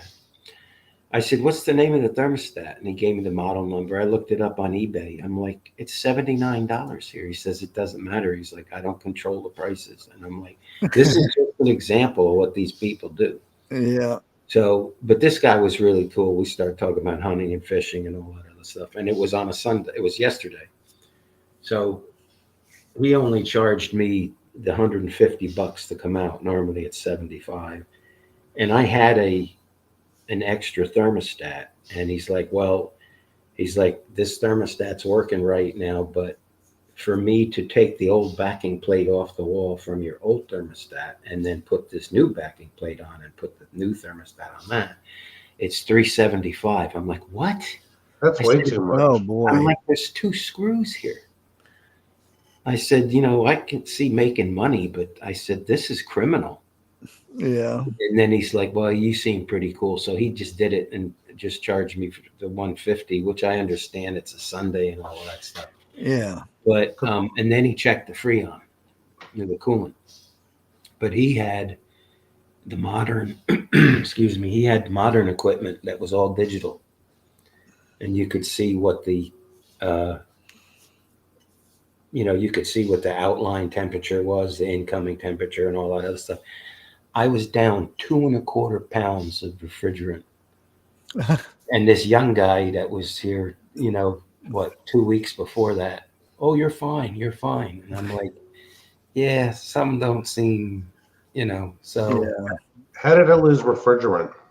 Oh, there's probably a leak in the A-frame coil up in the air handler in the attic. That's the only place it could be, unless some part of the line where it elbows, like on a 90 or a 45, it's cracked through. But Because a few years ago, our thermostat broke, and I woke up in November, and I'm sweating. I come downstairs. It was like 93 degrees in the house, and I had to turn the thing off. And I called the guy up, and he came out later in the day, and it was like maybe $150 or $175 to put a Honeywell thermostat in there. Yeah. How many years ago was that? This is like 3 years ago. Yeah. And the thing is, the year before that, the AC won't work. And he opened up the thing, and it was the same thing, same problem you had. The starter capacitor wore out. Yeah. And most guys will tell you, oh, you need a whole new unit. And if we had to get a new air conditioner, we'd have to replace the furnace because the coils aren't compatible with the Freon on the new unit. So this guy, the latest guy that cut me a break, he says, well, I'll tell you what, he wants to buy my flats boat.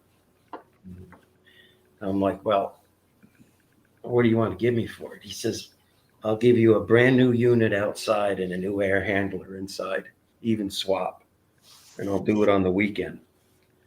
I said, what's it normally cost? And he looked it up in the book. It's about $15,000, $16,000. And I'm like, I just got a quote for $7,000 for compressor and an air handler, and your company wants 15. So No, I'm not. I mean, I was cool about it, but I'm like, no, I'm Yeah. not selling my boat. And so it's Because just, like, it seems that these companies that have 25 trucks they're and the expensive ones. 50 employees, they gotta make all this money because they got all this overhead. They got to pay Yeah. all this insurance on their people and on their, just everything. And it's just like, but I mean, this guy was cool. He cut me a break, but I'm like, the guy that came before you, he just lost a good customer Better get the because he lied. father son type Yes. deal. That's what I'm using it. It was like 2 years ago, they had to replace the thermostat. And I asked, what would a whole new HVAC system cost? And this would be like 2.5 ton outside unit. They got an a ream rod furnace, just like we have. And the guy said 8,500. That was 2 years ago. Wow. And that's actually, listen, that's cheap compared to most people around here. One guy we were using for years, and people don't really need to get their oil furnace cleaned out that much because the oil has so little sulfur in it compared to 20 years ago. Some places around here, if you want them to clean out the furnace, it's $325 to $350. And if you have an oil-fired water heater, it's an extra $300 just to do that. Yeah. So, I mean, and then the one guy said, well, I can't put your thermostat on because I can't warranty it. I'm like, don't warranty it. I'll sign off on it. Yeah, you just need the thermostat. Yeah. You're here. And then he pops me for $980. And I'm like, I'm not paying for that crap. That's ridiculous. So, whatever. I don't want to sound like a whiner, but it's just the money that these people get down here. Oh yeah. Why? Because it's summertime and you're stuck and it's hot. Yeah. It's the same way up here with the heat. With the heat. Yeah. Yeah. They got you over. You. I mean, you can go to the supply place, and those thermostats are probably $50 to $75. I could get the same thermostat that broke, even though I had another one that's working. I could have had it delivered the next morning through Amazon Prime, and it was like, I don't know, maybe $70, $60. Now, one thing I know that's true, if you have a Bradford White water heater like we have, if the thermostat in that thing wears out, the guy showed me on his cell phone, the price to get a new thermostat for the water heater is like $300. Yeah. And he said, if those things wear out, the thing they found is just turn the temperature. Because what happens is the thing wears out and doesn't go on. And he said, you can just keep turning the thing up to get it to work until it just goes. And I know there's tankless water heaters. The guy told me it's a shame Bradford White doesn't make oil-fired water heaters anymore. Well, They phased them all out because so many people are switching to gas. all that stuff. Anything nowadays doesn't have shelf life at all. You get lucky if you get a couple years out of stuff. But I mean, that was just that blew my mind. He's $900 for a thermostat. I'm like, Yeah. I wonder why Grace doesn't like Ream. We haven't had any. We got the motor replaced on this about 8 years ago. We've had this. I haven't any problems with the furnace, and it'll be 23 years old this August. Just wonder if she had a problem with one.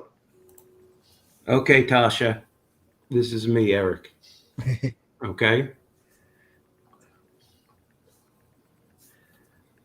Average Joe. Maybe not average. I don't know. Average Eric. Watch it, James. All right. But anyway, so I saved $980. Well, just the glow plug in my furnace, and this is from in town where you get just buy the parts, is $50 some now. When a couple years ago it was just 27. Hey, anything you got to shop around. We got estimates for There's a no roof. shopping around in a small town. We got estimates for roofs that were double and triple the price of what we paid. Actually, I've talked to customers that are in the HVAC business, some for big ones, And 4 or 5 years ago, I said to the guy, what would a new HVAC system for this house need? When I told him it's a 2.5 ton unit. And the guy was telling me probably close to 20 grand. I'm thinking 20 grand, no way.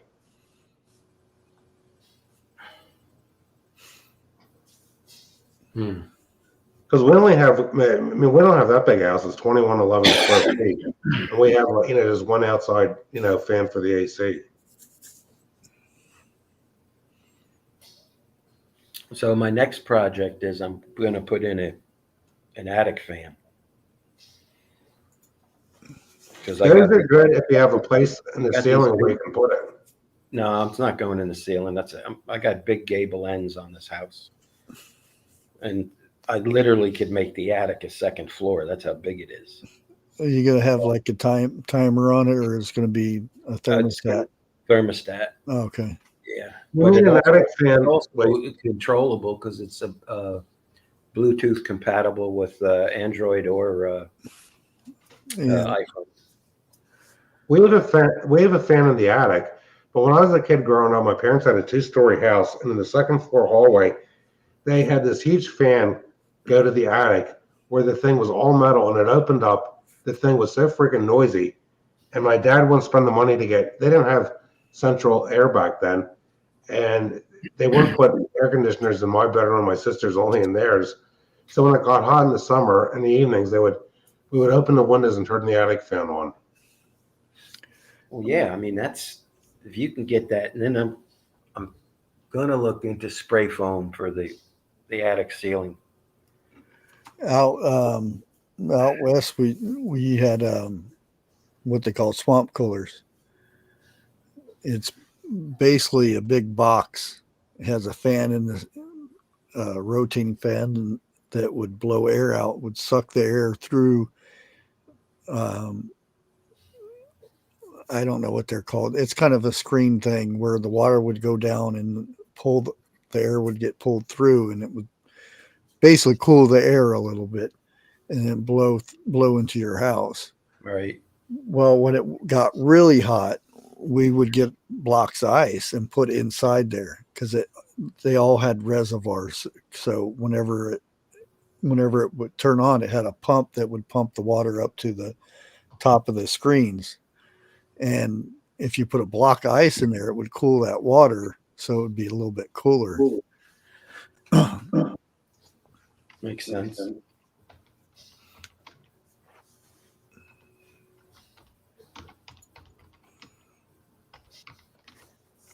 Yeah, but someone's got to know. Jim, what are you doing to your computer? What? You're echoing. You're echoing. Oh, there it goes. Okay. How am I echoing? Am I still doing it? I was just typing. No, you're all right now. But you can get those fans that have the built-in flaps. When the fan comes on, they just open up, Yeah. But I don't want to cut my house apart, so the fan has to go out through the louvers that are on each gable end. They're like I guess they're probably like at a 45, but there's like 7 or 8 of them in the box, the decorative box that's up there. So anyway, one guy told me I should do it at both ends because I can still draw air up through the rafters, the rafter tails on the side of the house. So I don't know. I do one at a time and see, but it gets hot. It was, I temped that out last year. It was at 110 degrees in that attic. Our attic fan went on today, and it was only 73 here. And I think the electrician, when he installed that, told me it goes on when it gets to 80 degrees in the attic. Right. I said to my wife, I said, I'm glad it warmed up in here, and now the attic fan went on. Yeah, I remember went to a school. It was all year school too in Vegas, and they didn't have AC there. Summertime was horrible. Yeah, see, they can't do that now. They have to have minimum heat and air. Yeah, they would open the windows, and we had fans in the windows and stuff, and Whenever there was a certain time, like test and everything, they had to turn the fans off. None of Which the schools I went to had is AC, horrible. except for 1 year of middle school that just opened. And they're tearing down the high school I went to put a new high school up just so they can have one with AC.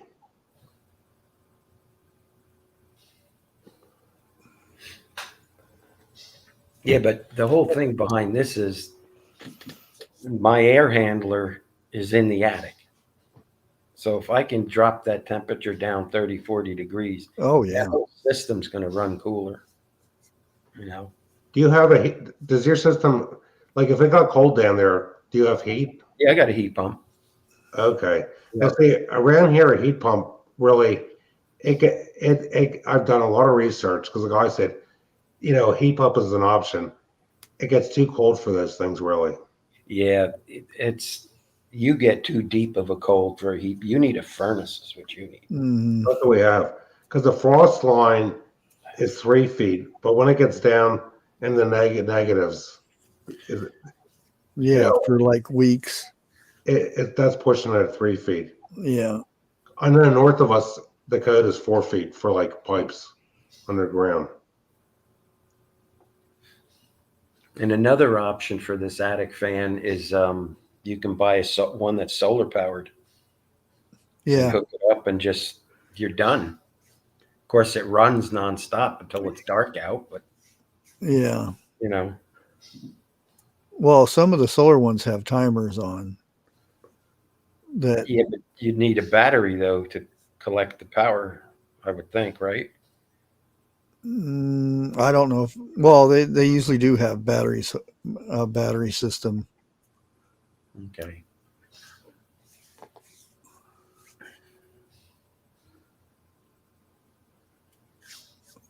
Well, thinking about time to call it. It's almost 11 o'clock. Wow, that went quick. Yeah.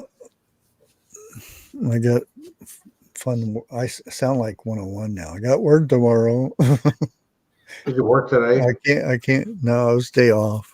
I still work though.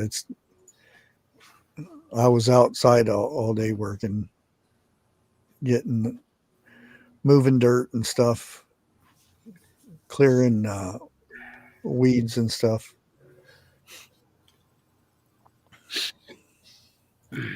But like I said, I won't be live Wednesday because I got work this Wednesday. So I have to work the whole week. So I'll probably be live Friday, and it'll probably be 8 or 9 o'clock. So because I have to work until Closing. no. If I was doing closing, I wouldn't be able to go live because I got one day where it's Friday when I work. I have to open. So that means my nights are free. There you go. But I like night times. It's more, and it seems weird because more younger people working at nighttime than there is in the daytime. It sounds weird, but it's more laid back at night, I guess you could say.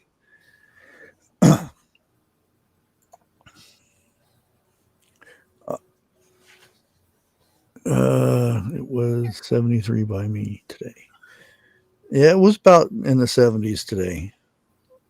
78, I think. Well, the average high here is supposed to be like 77. Oh my God. It's Like going to warm up a little tomorrow. 94. I just dread the 90s and 100s when I have to be out there. That's going to be. Do you have a one of those cool wraps? I wear them when I fish. I'm thinking about it, and They work. I'm telling you, they work. The shirts. No, this is a wrap that goes around your neck. Yeah, you wet it and it activates the coolness. Yeah, but they have shirts that are like that, but you don't wet them, but they're breathable, so Right. airflow and stuff. And I wear a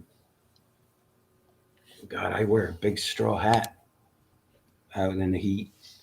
You know, one that as big as well, I can't cover. Yeah, it, well, but it's big. I've got, even though I haven't been out that much, I already got sunburn on my neck since I cut my hair. That's the only reason I didn't want to cut my hair, is because I didn't want to sunburn to go. Because the first week I had, well, you guys seen how red I was. Yeah. And then, well, the camera is picking it up as red right now, but it's more tan. But it'll brown eventually. Like, it already is. It's just because of the green screen, it looks red. Your skin's cooking good. Just put some sunscreen on, Charles. I did that don't today do in my arm. sunscreen. That stuff's bad for you. My left arm, the skin just gets sunburned all the time. I don't know why. It doesn't happen on the right arm. Well, it's because you're sticking it out the door when you're driving. Yeah. Well, like I said, I'll see you guys Friday, hopefully. And I'll probably do some more videos driving to work or whatnot. I think that's easiest thing for me to do right now. Hopefully tomorrow I might try to get out there and get a video if it's quiet outside. It's been horrible trying to get, so I wanted to do a video of me planting stuff and whatnot and talking about soil, but if anything, I'll have to do voiceover again, and I hate doing voiceovers. I like the driving video. Yeah, everybody keeps wanting me to bring back the Bushcrafty talking thing. Oh, you mean about fishing? Well, I have to, and that's, I don't know if I'm going to I might change the channel to be adventure or something like that, to where it's just not about fishing, you know, going camping and stuff. Adventures with Bushcraft. Well, I was just going to do Bushcrafty adventures. Cool. Short and sweet type of thing. But we will see you Friday then. Everybody have a good night. Good night, folks. Good night. And I don't know what's going to play, so Thank you. Thank you. Thank you.